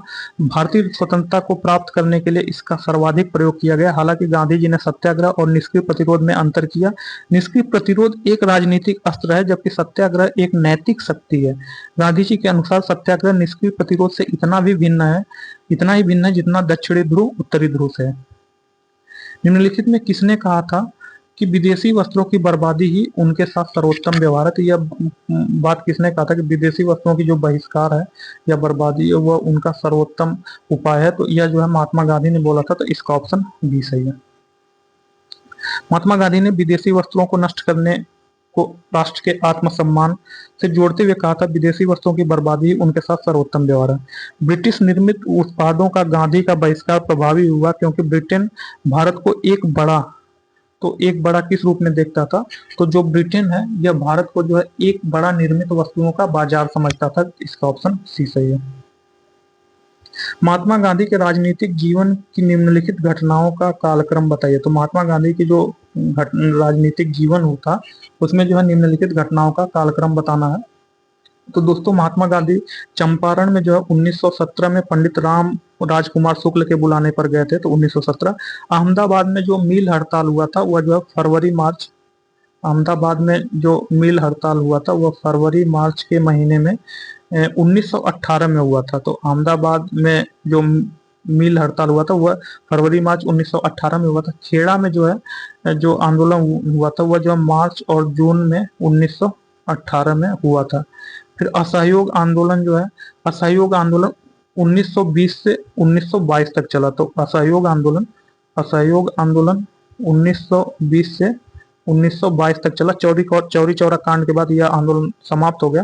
तो अगर देखा जाए तो पहले ये होगा चंपारण आंदोलन 1917 में आया, फिर जो है फरवरी मार्च अहमदाबाद मिल आंदोलन फरवरी और जो मार्च के बीच में 1918 में, फिर दो होगा खेड़ा आंदोलन जून 1918 में है। तो 1 2 3 4, तो आर्डरली सब सही है, तो इसका ऑप्शन बी सही होगा 1 2 3 4। तो वही है चंपारण 1917 में, अहमदाबाद मिल हड़ताल फरवरी मार्च 1918, खेड़ा मार्च जून 1918, असहयोग आंदोलन 1920-22। निम्नलिखित में से किस आंदोलन में महात्मा गांधी ने भूख हड़ताल को हथियार के रूप में सर्वप्रथम प्रयोग किया। तो पूछ रहा है कि भूख हड़ताल को हथियार के रूप में सर्वप्रथम महात्मा गांधी ने किस आंदोलन में प्रयोग किया। तो अहमदाबाद मिल हड़ताल जो 1918 में हुआ था, अहमदाबाद मिल हड़ताल जो मार्च 1918 के दौरान महात्मा गांधी ने पहली बार भारत में भूख हड़ताल को हथियार के रूप में प्रयोग किया था। तो वह जो है अहमदाबाद हड़ताल 1918 में जो हुआ था। नीचे दिए गए कूट का उपयोग करते हुए निम्न घटनाओं का सही कालक्रम में बताना। तो रोलेट एक्ट के विरुद्ध सत्याग्रह, तो जो है रोलेट एक्ट के विरुद्ध सत्याग्रह गांधी जी द्वारा 1919 में हुआ, जो असहयोग आंदोलन के नाम से जाना जाता है। जो चंपारण सत्याग्रह यह जो 1917 में हुआ। खेड़ा किसान आंदोलन, तो जो खेड़ा किसान आंदोलन हुआ था यह 1918 में हुआ, फिर जो है मार्च 1918 में हुआ। फिर अहमदाबाद मिल हड़ताल फरवरी मार्च 1918 में है। तो अहमदाबाद मिल हड़ताल फरवरी मार्च 1918 में है। तो यह जो है पहले 2 होगा, फिर 4 होगा, फिर 3 होगा, फिर 1 होगा। तो 2 4 3 1, तो इसका ऑप्शन ए सही होगा 2 4 3 1। तो रोलेट एक्ट के विरुद्ध सत्याग्रह 1919 में, चंपारण सत्याग्रह 1917 में, खेड़ा किसान आंदोलन 1918 में, अहमदाबाद मिल हड़ताल मार्च 1918 में। निम्नलिखित में से महात्मा गांधी का भारत में पहला सत्याग्रह कौन सा था। तो पूछ रहा है कि निम्नलिखित में महात्मा गांधी का भारत में पहला सत्याग्रह कौन सा था। तो महात्मा गांधी का भारत में पहला सत्याग्रह जो है चंपारण सत्याग्रह महात्मा गांधी का भारत में पहला सत्याग्रह था। तो इसका ऑप्शन सी सही है। तो दक्षिण अफ्रीका से वर्ष 1915 में लौटने के बाद गांधी जी ने भारत में अपना प्रथम सफल सत्याग्रह बिहार के चंपारण जिले में वर्ष 1917 में किया था। तो वर्ष 1917 में चंपारण के एक किसान राजकुमार शुक्ल ने गांधी जी को लखनऊ में भेंट की और उनसे चंपारण आने का आग्रह किया। 19वीं सदी के आरंभ में गोरे बागान मालिकों ने चंपारण के किसानों से एक अनुबंध के आधार पर यह भी निश्चित करा लिया था कि उन्हें अपनी जमीन का 3/20वें भूभाग पर नील की खेती करना अनिवार्य है, जिसे तिनकटिया पद्धति के नाम से जाना जाता था। गोरे बागान मालिकों ने किसानों की मजबूरी का फायदा उठाकर उन्हें अनुबंध से मुक्त करने के लिए लगान एवं अन्य गैर कानूनी अववाबों करों की दर मनमाने ढंग से बढ़ा दी। किसानों के इसी उत्पीड़न के विरोध में गांधी जी ने चंपारण सत्याग्रह प्रारंभ किया था। निम्नलिखित कथनों में से कौन महात्मा गांधी के बारे में सही है। तो महात्मा गांधी ने अपनी प्रारंभिक शिक्षा राजकोट से प्राप्त की थी। तो पूछ रहा है कि निम्नलिखित कथनों में कौन महात्मा गांधी के बारे में सही है। तो क्या महात्मा गांधी जो है अपनी प्रारंभिक शिक्षा जो है राजकोट से प्राप्त की थी। तो हाँ, महात्मा गांधी अपनी प्रारंभिक शिक्षा राजकोट से प्राप्त की थी। तो मोहनदास करमचंद गांधी का जन्म 2 अक्टूबर 1869 को गुजरात के पोरबंदर नामक स्थान पर हुआ। उनका प्रारंभिक शिक्षा राजकोट में हुआ। महात्मा गांधी की विवाह 13 वर्ष की अल्पायु में हुआ। तो ये भी सही है। महात्मा गांधी विधि का अध्ययन द इनर टेम्पल लंदन में किया था। तो ये भी सही है। महात्मा गांधी रस्किन के पुस्तक अनटू दिस लास्ट से सर्वाधिक प्रभावित हुए। तो 4 भी सही, तो सभी सही है। तो इसका जो है कथन 1 2 3 4 ऑप्शन डी होगा, सभी सही है। मोहनदास करमचंद गांधी का जन्म 2 अक्टूबर 1869 को गुजरात के पोरबंदर नामक स्थान पर हुआ। गांधी का प्रारंभिक शिक्षा राजकोट में हुई। महात्मा गांधी की अल्पायु 13 वर्ष में ही कस्तूरबा गांधी के साथ विवाह हुआ था। महात्मा गांधी ने द इनर टेम्पल लंदन से बैरिस्टरी का प्रशिक्षण लिया था। महात्मा गांधी रस्किन की पुस्तक अनटू दिस लास्ट के सर्वाधिक प्रभावित हुए। महात्मा गांधी ने कहा था कि उनकी कुछ सबसे गहन धारणाएं अनटू दिस लास्ट नामक पुस्तक में प्रतिबिंबित होती है और इस पुस्तक ने उनके जीवन को बदल डाला। इस पुस्तक का वह संदेश क्या था जिसने महात्मा गांधी को बदल डाला? तो महात्मा गांधी ने बोला था कि जो पुस्तक अनटू दिस लास्ट है उस पुस्तक ने उनके जीवन को बदल डाला। तो इस पुस्तक में ऐसा क्या चीज है कि जो उनके जीवन को बदल डाला? तो जो है इसमें जो है व्यक्ति का कल्याण सबके कल्याण में नहीं था, ये इस पुस्तक में लिखा गया था। तो इसी पुस्तक ने जो है यही बात महात्मा गांधी के जीवन को बदल डाला कि व्यक्ति का कल्याण सबके कल्याण में नहीं था। तो इसका ऑप्शन बी सही है। तो महात्मा गांधी ने अपने पुस्तक दक्षिण अफ्रीका प्रवास के दौरान जॉन रस्किन की पुस्तक अनटू दिस लास्ट पढ़ी थी। गांधी जी ने अपनी आत्मकथा में लिखा है कि इस पुस्तक ने उनके जीवन को परिवर्तित कर दिया। इसकी समीक्षा गांधी ने 3 बातों को नोट किया जिसमें प्रमुख है व्यक्ति का कल्याण सबके कल्याण में निहित है। गांधीवादी विचारधारा किनसे प्रभावित रही? तो पूछ रहा है कि गांधीवादी जो विचारधारा है यह किनसे प्रभावित रही? तो जो गांधीवादी विचारधारा है वह जो रस्किन, थोरो और टॉल्स्टॉय तीनों से प्रभावित रही। तो इसका होगा उपयुक्त सभी, इसका ऑप्शन डी होगा। धर्मनिरपेक्ष लेखकों में गांधीवादी विचारधारा को थोरो, रस्किन और टॉल्स्टॉय ने सबसे अधिक प्रभावित किया। गांधी जी ने थोरो से सविनय अवज्ञा और करबंदी की प्रेरणा पाई। रस्किन से गांधी जी ने शारीरिक परिश्रम का आदर करना सीखा तथा टॉल्स्टॉय के प्रसिद्ध वाक्य ईश्वर का राज्य तुम्हारे भीतर है से गांधी जी काफी प्रभावित हुए और वह उनके अहिंसक असहयोग का आधार बना। तो निम्नलिखित में किस आंदोलन से गांधी जी संबंधित नहीं थे? तो जो स्वदेशी आंदोलन हुआ था यह बंगाल विभाजन 1905 के बाद स्वदेशी आंदोलन था, तो इसी से गांधी जी संबंधित नहीं थे। जबकि खिलाफत, व्यक्तिक, भारत छोड़ो आंदोलन इनसे संबंधित है। तो इसका ऑप्शन ए सही होगा, स्वदेशी आंदोलन। तो गांधी जी स्वदेशी आंदोलन से संबंधित नहीं थे। स्वदेशी आंदोलन 1905 में बंगाल विभाजन के विरोध में हुआ था। निम्नलिखित सत्याग्रहों में से किसका नेतृत्व महात्मा गांधी ने नहीं किया? तो जो भारत छोड़ो आंदोलन, बारदोली, सविनय अवज्ञा एवं खेड़ा। तो जो बारदोली आंदोलन था इसको जो है सरदार पटेल जी ने किया था। तो जो है सरदार वल्लभ भाई पटेल ने जो है बारदोली सत्याग्रह का जो है नेतृत्व किया था। इसका ऑप्शन सी सही, इसमें कहा गांधी जी ने नहीं किया था। तो गांधी जी ने खेड़ा में 1918 में, सविनय अवज्ञा आंदोलन 1930 में और भारत छोड़ो आंदोलन 1942 का नेतृत्व किया। जबकि बारदोली सत्याग्रह जो 1928 का नेतृत्व गांधी जी ने नहीं बल्कि सरदार वल्लभ भाई पटेल ने किया था। निम्न कथनों में गांधी के संदर्भ में कौन सही है? तो जाति विहीन अछूतों की दशा में सुधार के लिए कठोर संघर्ष किया गांधी जी ने, तो ये सही है। असहयोग आंदोलन गांधी जी ने शुरू किया, भी सही है। सविनय अवज्ञा आंदोलन गांधी जी ने शुरू किया, तो उपयुक्त सभी किया, तो इसका ऑप्शन डी सही होगा। महात्मा गांधी को सर्वप्रथम राष्ट्रपिता किसने कहा था? तो महात्मा गांधी को सर्वप्रथम राष्ट्रपिता जो है सुभाष चंद्र बोस ने कहा था, तो इसका ऑप्शन डी सही है। तो महात्मा गांधी को सर्वप्रथम राष्ट्रपिता सुभाष चंद्र बोस ने कहा था।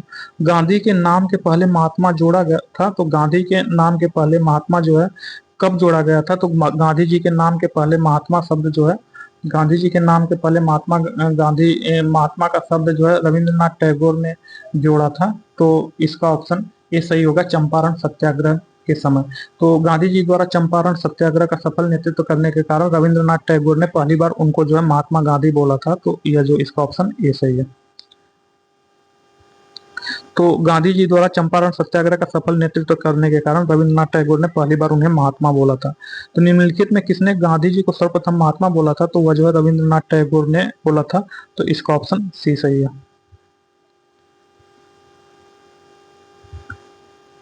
नोआखली काल में महात्मा गांधी के सचिव कौन थे? तो पूछ रहा है कि नोआखली काल में जो है महात्मा गांधी के सचिव कौन थे? तो नोआखली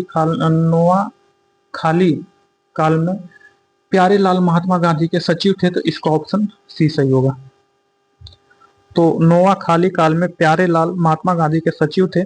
उनकी बहन डॉक्टर सुशीला नायर गांधी के व्यक्तिगत चिकित्सक थी। प्यारेलाल ने गांधी जी के दांडी मार्च में महत्वपूर्ण भूमिका अदा की थी। निम्नलिखित में किस सत्याग्रह आंदोलन में गांधी जी ने प्रत्यक्ष रूप से भाग नहीं लिया? तो पूछ रहा है कि ऐसा कौन सा सत्याग्रह आंदोलन जिसमें गांधी जी प्रत्यक्ष रूप से भाग नहीं लिया? तो जो वायकोम में मंदिर प्रवेश सत्याग्रह में गांधी जी ने प्रत्यक्ष रूप से भाग नहीं लिया, तो इसका ऑप्शन सी सही होगा। वायकोम में जो मंदिर सत्याग्रह है इसमें गांधी जी ने प्रत्यक्ष रूप से भाग नहीं लिया, जबकि राजकोट खेड़ा एवं असहयोग आंदोलन में गांधी जी ने भाग लिया। तो जो राजकोट सत्याग्रह आंदोलन था यह जो है 1938 से लेकर के 1939 तक था, और जो है के संबंध में महात्मा गांधी ने 3 से 6 मार्च 1939 को उपवास के बाद वायसराय की मध्यस्थता से राजकोट के शासक समझौते पर राजी हुए थे। तो इसको जो वायकोम सत्याग्रह में महात्मा गांधी ने भाग नहीं लिया, तो इसका ऑप्शन सी सही है। भारतीय इतिहास के संदर्भ में वायकोम सत्याग्रह के संबंध में निम्न कथनों में कौन सा कथन सही है? तो वायकोम सत्याग्रह यह अस्पृश्यता एवं जातिगत भेदभाव के विरुद्ध एक सत्याग्रह था। तो हाँ, ये कथन सही है। महात्मा गांधी ने इस सत्याग्रह में भाग लिया था, तो महात्मा गांधी ने इस सत्याग्रह में अप्रत्यक्ष रूप से भाग लिया था, इसका ऑप्शन 2 सही है। तो केरल के हिंदू समाज में अस्पृश्यता तथा जातिगत भेदभाव के विरुद्ध तत्कालीन त्रावणकोर, जो उस समय त्रावणकोर था, अभी जो है वर्तमान केरल का अंग है त्रावणकोर, में एक सामाजिक विरोध प्रदर्शन का आयोजन हुआ जिसे वायकोम सत्याग्रह, जो 1924 से 25 तक चला। तो वायकोम सत्याग्रह 1924 से 25 तक चला। यद्यपि गांधी जी ने इस आंदोलन में प्रत्यक्ष रूप से भाग नहीं लिया था, लेकिन उनके निर्देशन एवं समर्थन इस आंदोलन को प्राप्त था। चूंकि दूसरे कथन में अप्रत्यक्ष या प्रत्यक्ष की बात नहीं कही गई, तो दूसरा कथन भी सही है, तो इसका कथन 1 और 2 दोनों सही है। महात्मा गांधी का छत्तीसगढ़ में प्रथम आगमन कब हुआ था? तो पूछ रहा है कि महात्मा गांधी का छत्तीसगढ़ में प्रथम आगमन कब हुआ था? तो महात्मा गांधी का छत्तीसगढ़ में प्रथम आगमन जो है 20 दिसंबर 1920 को रायपुर स्थित धमतरी नामक स्थान पर हुआ। तो रायपुर स्थित जो धमतरी नामक स्थान 20 दिसंबर 1920 को महात्मा गांधी का आगमन हुआ था। तो छत्तीसगढ़ में महात्मा गांधी का प्रथम आगमन 20 दिसंबर 1920 को रायपुर स्थित धमतरी, वर्तमान में धामतारी, स्वयं एक जिला है जो रायपुर में वर्ष 1998 से अलग हुआ था।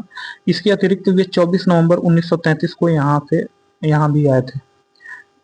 गांधी जी के निम्नलिखित अनुयायियों में कौन पेशे से एक शिक्षक था? तो पूछ रहा है कि गांधी जी के जितने भी अनुयायी थे उनमें पेशे से शिक्षक कौन था? तो जो है गांधी जी के अनुयायियों में पेशे से जो शिक्षक है वह जो है जेबी कृपलानी ही केवल पेशे से शिक्षक थे, जबकि बाकी जो है वकील थे। तो जो जेबी कृपलानी है यह टीचर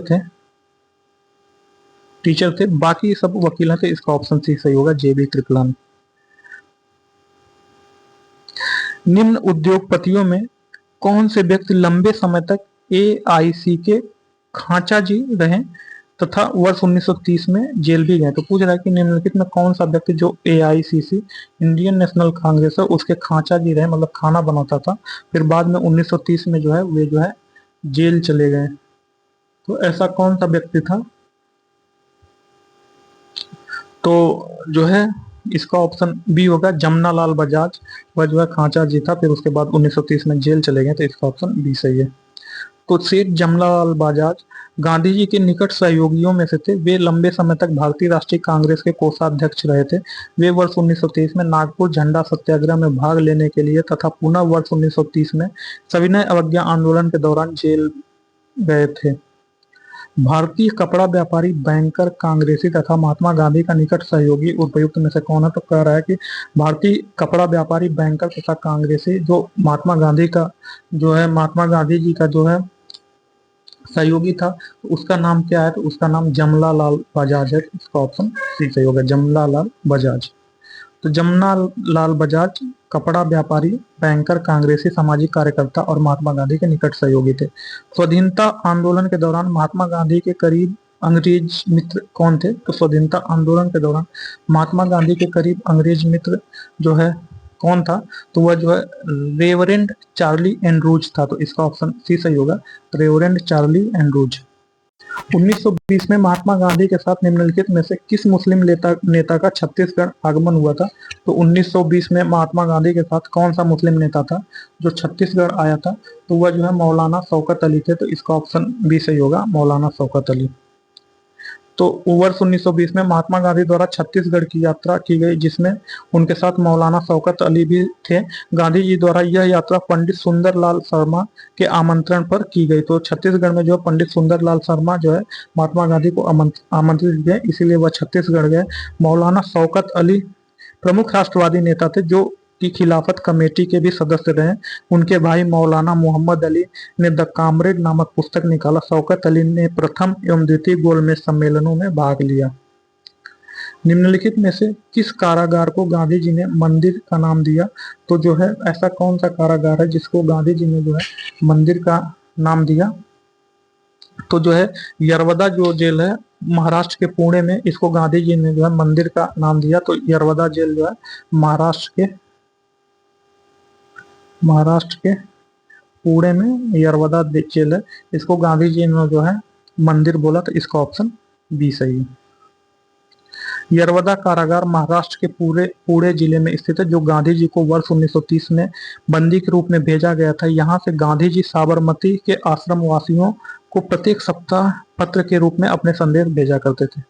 भारत की स्वाधीनता के समय महात्मा गांधी कैसे थे? तो भारत में की स्वाधीनता के समय महात्मा गांधी जो कांग्रेस कार्यकारिणी के सदस्य थे, तो ये गलत है। महात्मा गांधी जी जो है उससे पहले ही जो है कांग्रेस छोड़ दिया था, तो ये वाला गलत है। कांग्रेस के सदस्य नहीं थे, तो हाँ महात्मा गांधी स्वाधीनता के समय जो है कांग्रेस के सदस्य नहीं थे, स्वतंत्रता प्राप्ति के समय, तो इसका ऑप्शन बी सही है। भारत की स्वाधीनता के समय गांधी जी कांग्रेस के सदस्य नहीं थे। वर्ष 1934 में गांधी जी ने कांग्रेस से इस्तीफा दे दिया तथा वे फिर कांग्रेस के औपचारिक रूप से सदस्य नहीं बने, तथापि राजनीतिक परिदृश्यों पर उनका शक्तिशाली मार्गदर्शी प्रभाव छाया रहा। गांधी जी की मृत्यु पर किसने कहा था हमारे जीवन से प्रकाश चला गया? तो गांधी जी के मृत्यु पर किसने कहा था कि हमारे जीवन से जो है प्रकाश चला गया?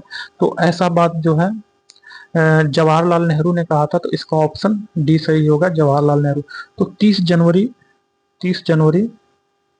1948 30 जनवरी 1948 को नाथूराम गोडसे ने गांधी जी को गोली मार दी।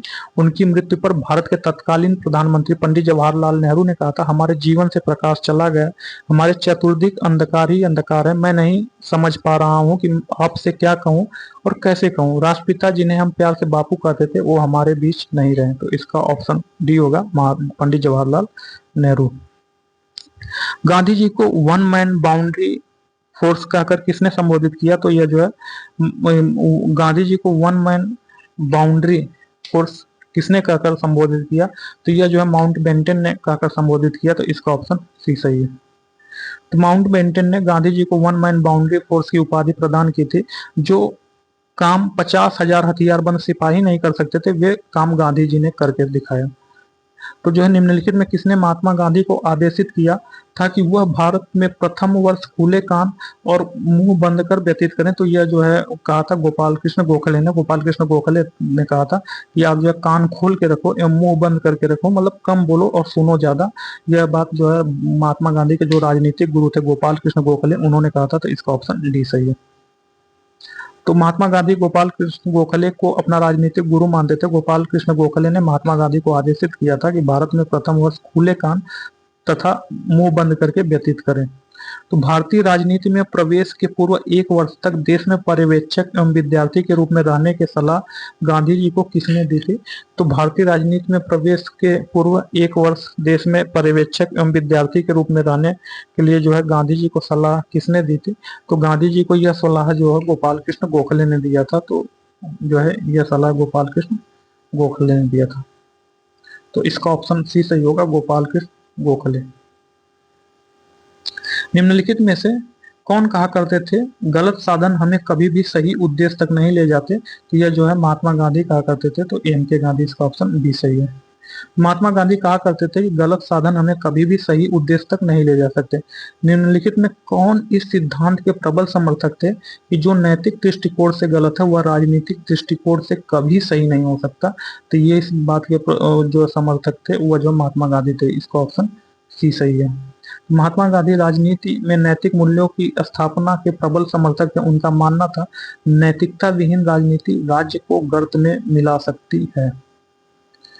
गांधी जी ने अपना पहला सत्याग्रह आरंभ किया तो गांधी जी ने अपना पहला सत्याग्रह जो है तुर्की पर ब्रिटिश आक्रमण के विरुद्ध किया कि 1935 के भारत सरकार अधिनियम के विरुद्ध किया कि मजदूरों जो मजदूर हैं मजदूरों को कम वेतन दिए जाने के लिए किया।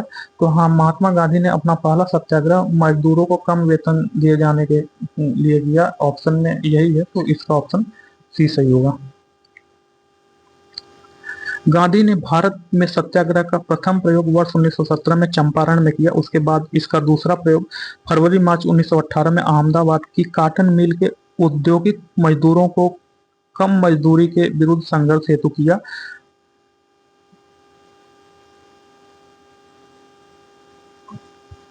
अहमदाबाद में मिल मालिकों और मजदूरों में प्लेग बोनस को लेकर विवाद था। गांधी जी के 3 दिन के अनशन, जो कि भारत में उनकी प्रथम भूख हड़ताल थी, के बाद मिल मालिक इस मामले में मध्यस्थता के लिए तैयार हो गए। अंततः उन्हें बोनस देना पड़ा। निम्नलिखित में से किस आंदोलन में महात्मा गांधी ने पहली बार भूख हड़ताल का प्रयोग किया था? तो पहली बार भूख हड़ताल का प्रयोग जो है महात्मा गांधी ने जो है अहमदाबाद की हड़ताल पर किया था। तो पहली बार भूख हड़ताल का प्रयोग महात्मा गांधी ने जो है कि अहमदाबाद की हड़ताल पर किया था। तो इसका ऑप्शन सी सही होगा। महात्मा गांधी ने भारत में अपना पहला जन भाषण कहाँ दिया था?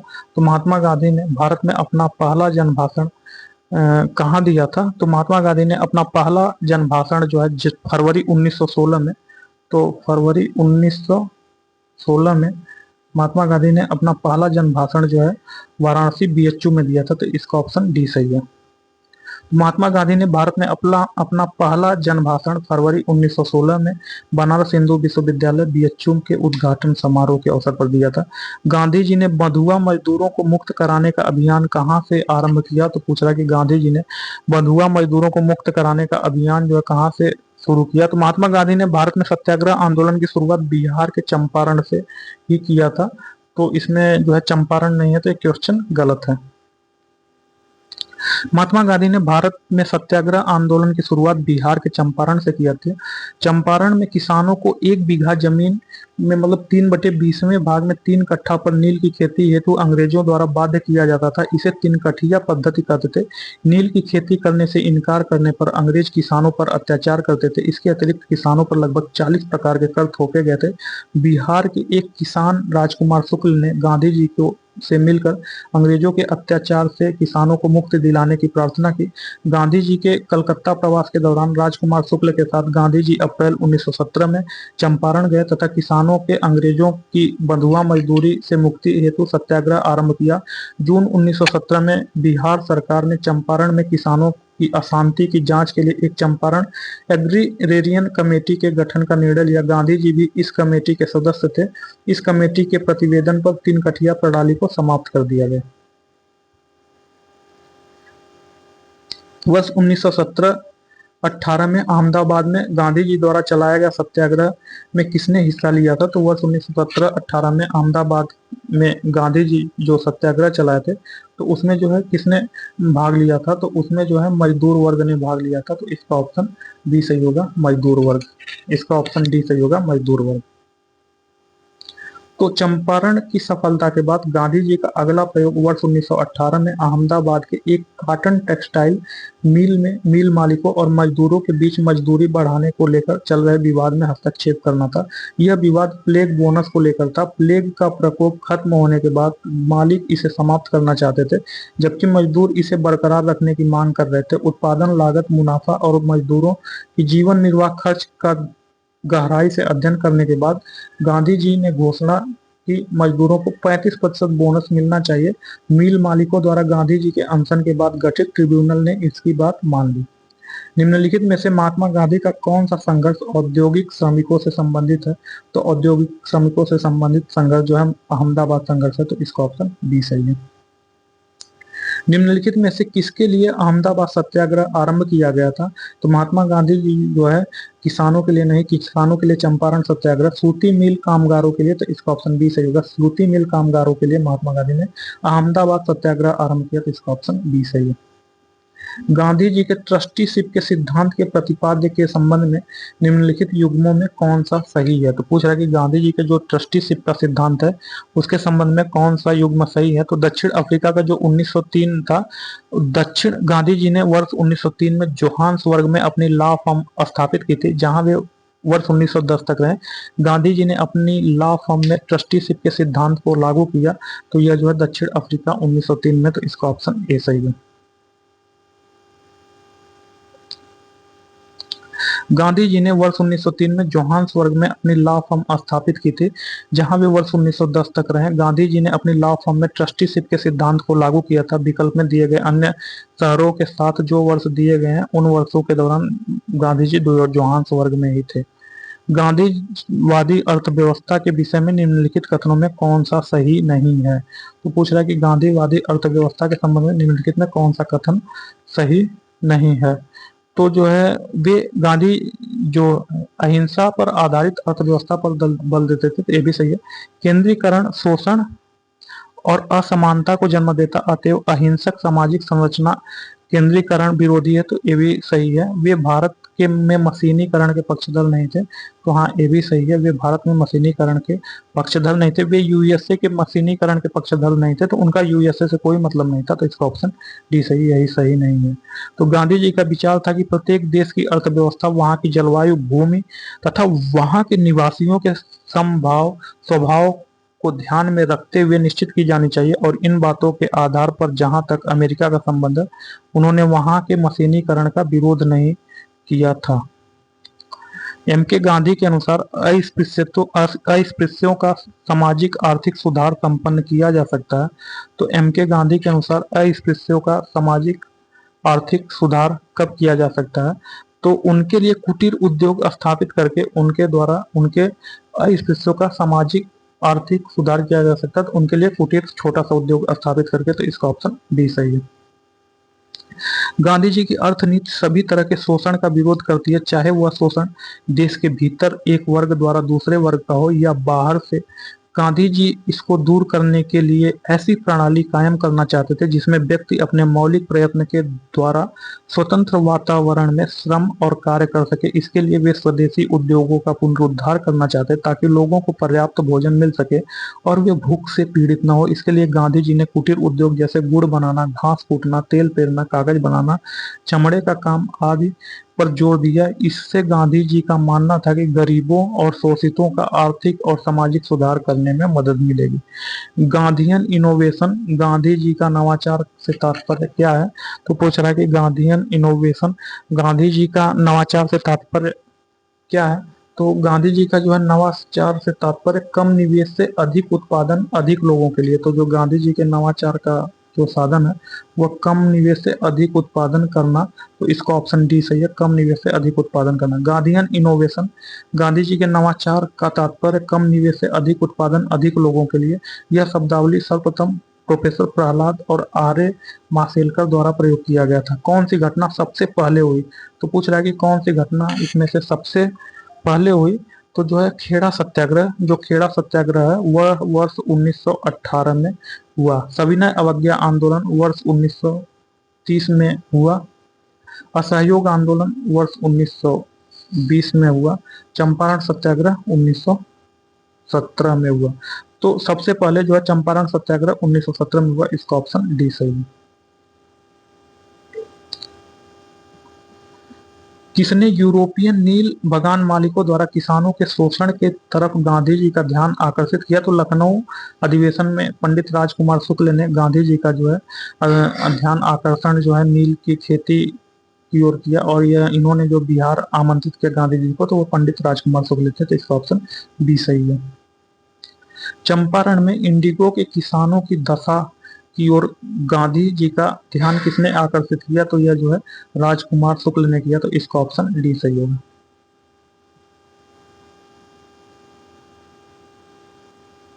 चंपारण में तीन कठिया प्रथा का तात्पर्य है, तो चंपारण में तीन कठिया प्रथा का तात्पर्य है कि एक बीघा में 20 कट्ठे होते हैं, जिसमें से 3 कट्ठे में अंग्रेजों को नील की खेती करना आवश्यक है, तो 3/20 भूभाग पर नील की खेती करना है, तो इसका ऑप्शन ए सही है। गांधी जी ने भारत में पहली बार सत्याग्रह आंदोलन बिहार में कहाँ प्रारंभ किया? तो गांधी जी ने भारत में पहली बार सत्याग्रह बिहार में जो है चंपारण में 1917 में किया। तो इसका ऑप्शन डी सही है।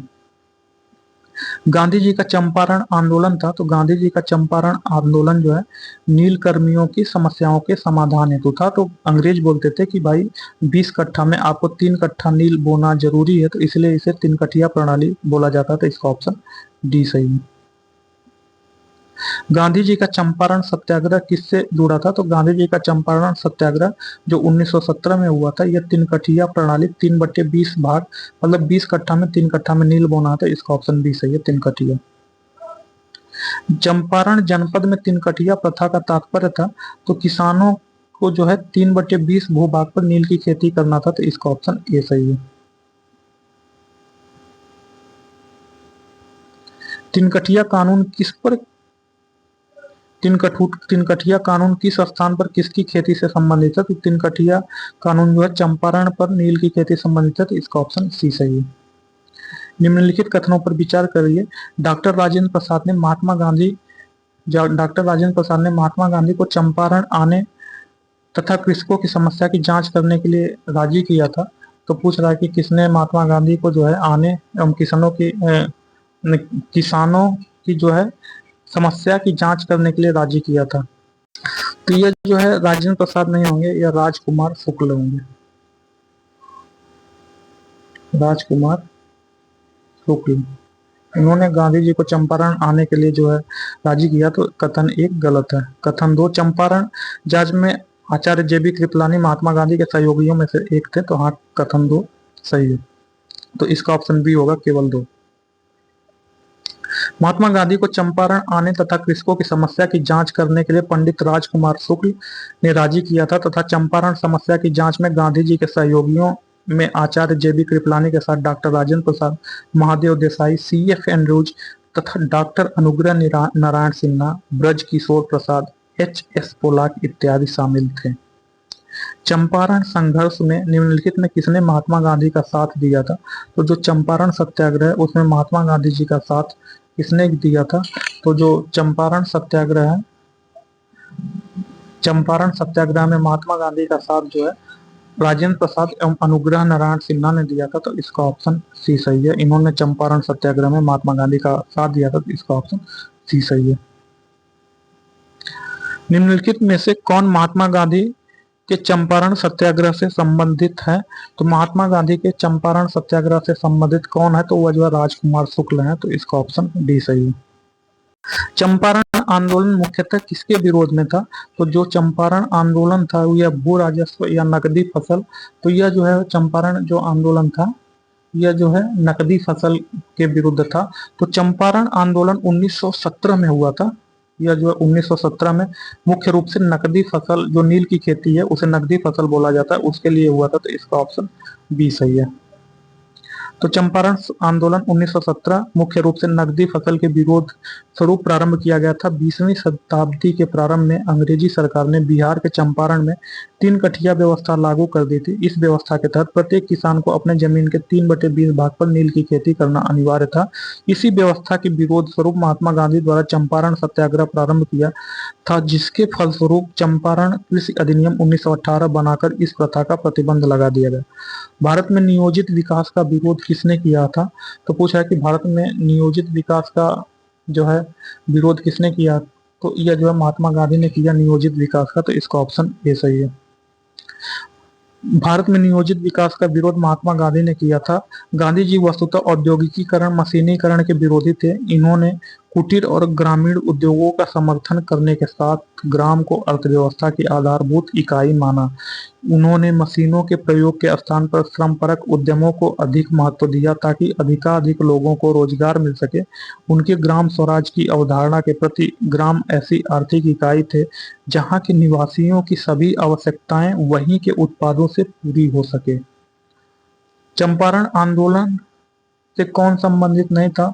तो जो है जयप्रकाश नारायण ये संबंधित नहीं थे, जबकि राजेंद्र प्रसाद, अनुग्रह नारायण सिन्हा एवं JB कृपलानी ये तीनों चंपारण आंदोलन जो 1917 में हुआ था उससे संबंधित थे।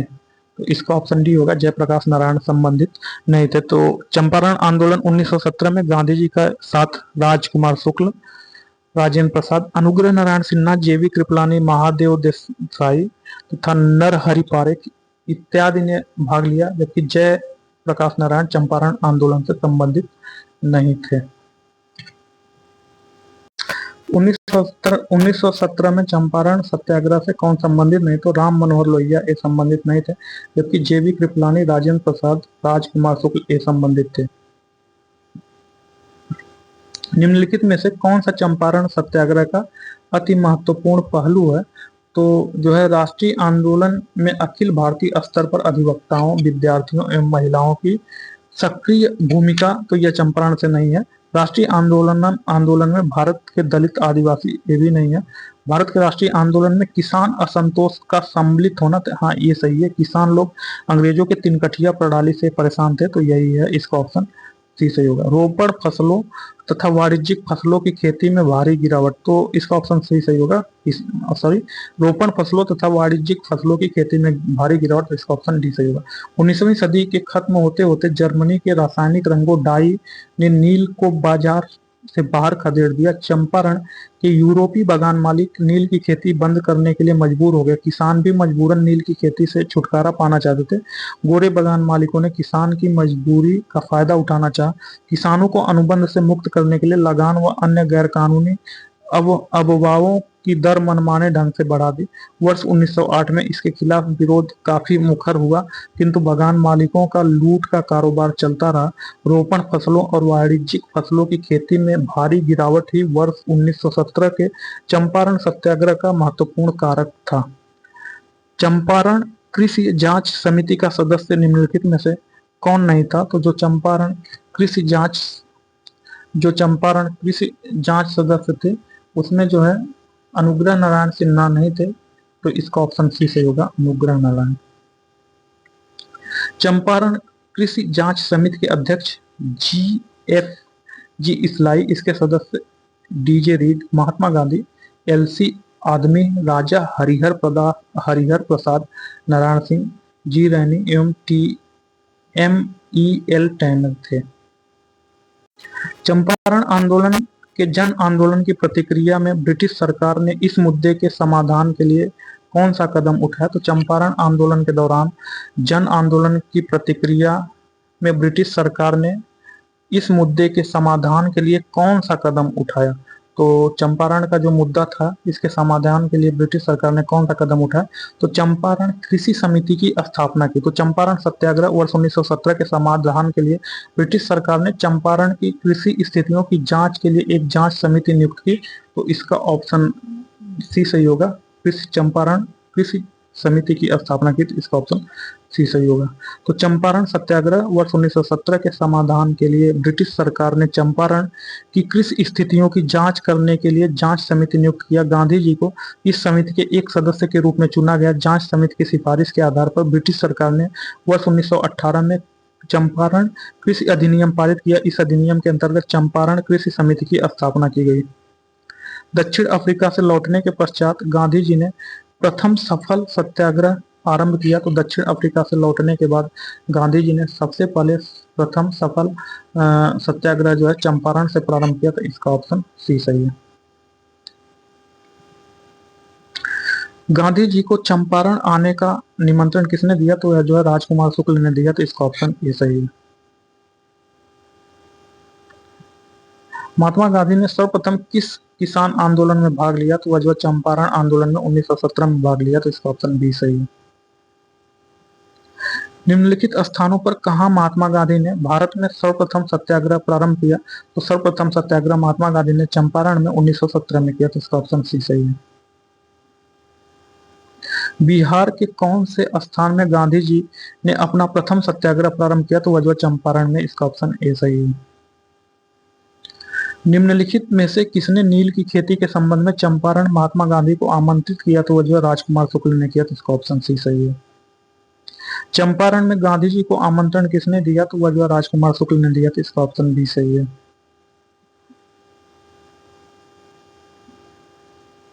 निम्नलिखित कथनों में कौन चंपारण सत्याग्रह से संबंध से सही नहीं है। यह किसानों से जुड़ा था, तो हाँ चंपारण सत्याग्रह किसानों से जुड़ा था, तो ये सही है। ये तिनकठिया प्रथा के विरुद्ध संचालित किया गया था, तो हाँ जो अंग्रेज लोग थे वह 3/20 मतलब 20 कट्ठा में से 3 कट्ठा नील की खेती करने के लिए मजबूर करते थे, तो हाँ ये तिनकठिया प्रथा संबंधित था, ये भी सही है। ये राजेंद्र प्रसाद तथा जेबी कृपलानी ने इसमें एम के गांधी को सहयोग दिया, तो हाँ ये सही है।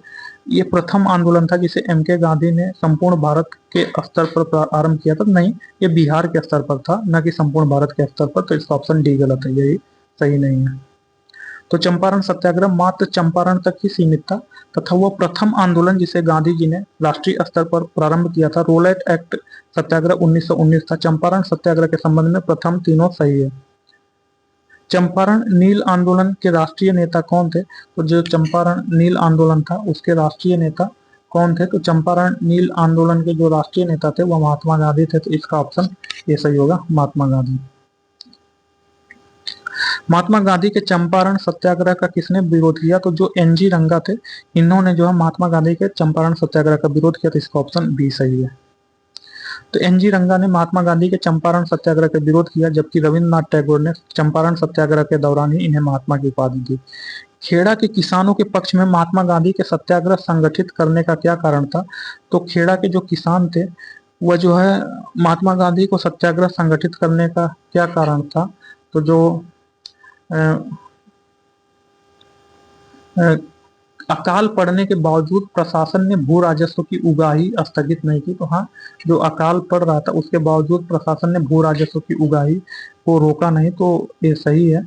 प्रशासन का यह प्रस्ताव था कि गुजरात में अस्थायी बंदोबस्त लागू जो है कर दिया जाए, तो कथन जो है दो गलत है। तो वर्ष 1918 में गुजरात के खेड़ा में, तो वर्ष 1918 में गुजरात के खेड़ा में किसानों की फसल नष्ट हो जाने के बाद भी सरकार ने लगान में छूट नहीं दी थी और भू राजस्व उगाही स्थगित नहीं की थी। इसी मुद्दे पर महात्मा गांधी ने खेड़ा के किसानों के पक्ष में सत्याग्रह संगठित किया था। खेड़ा आंदोलन प्लेग फैलने और अकाल पड़ने के कारण किसानों के लगान अदा करने में असमर्थ होने और राज्य के प्रति उनमें असंतोष होने के परिणाम स्वरूप हुआ था। तो इसका जो है दो वाला जो है यह जो है अकाल दो वाला गलत है, तो इसका ऑप्शन ए होगा केवल एक।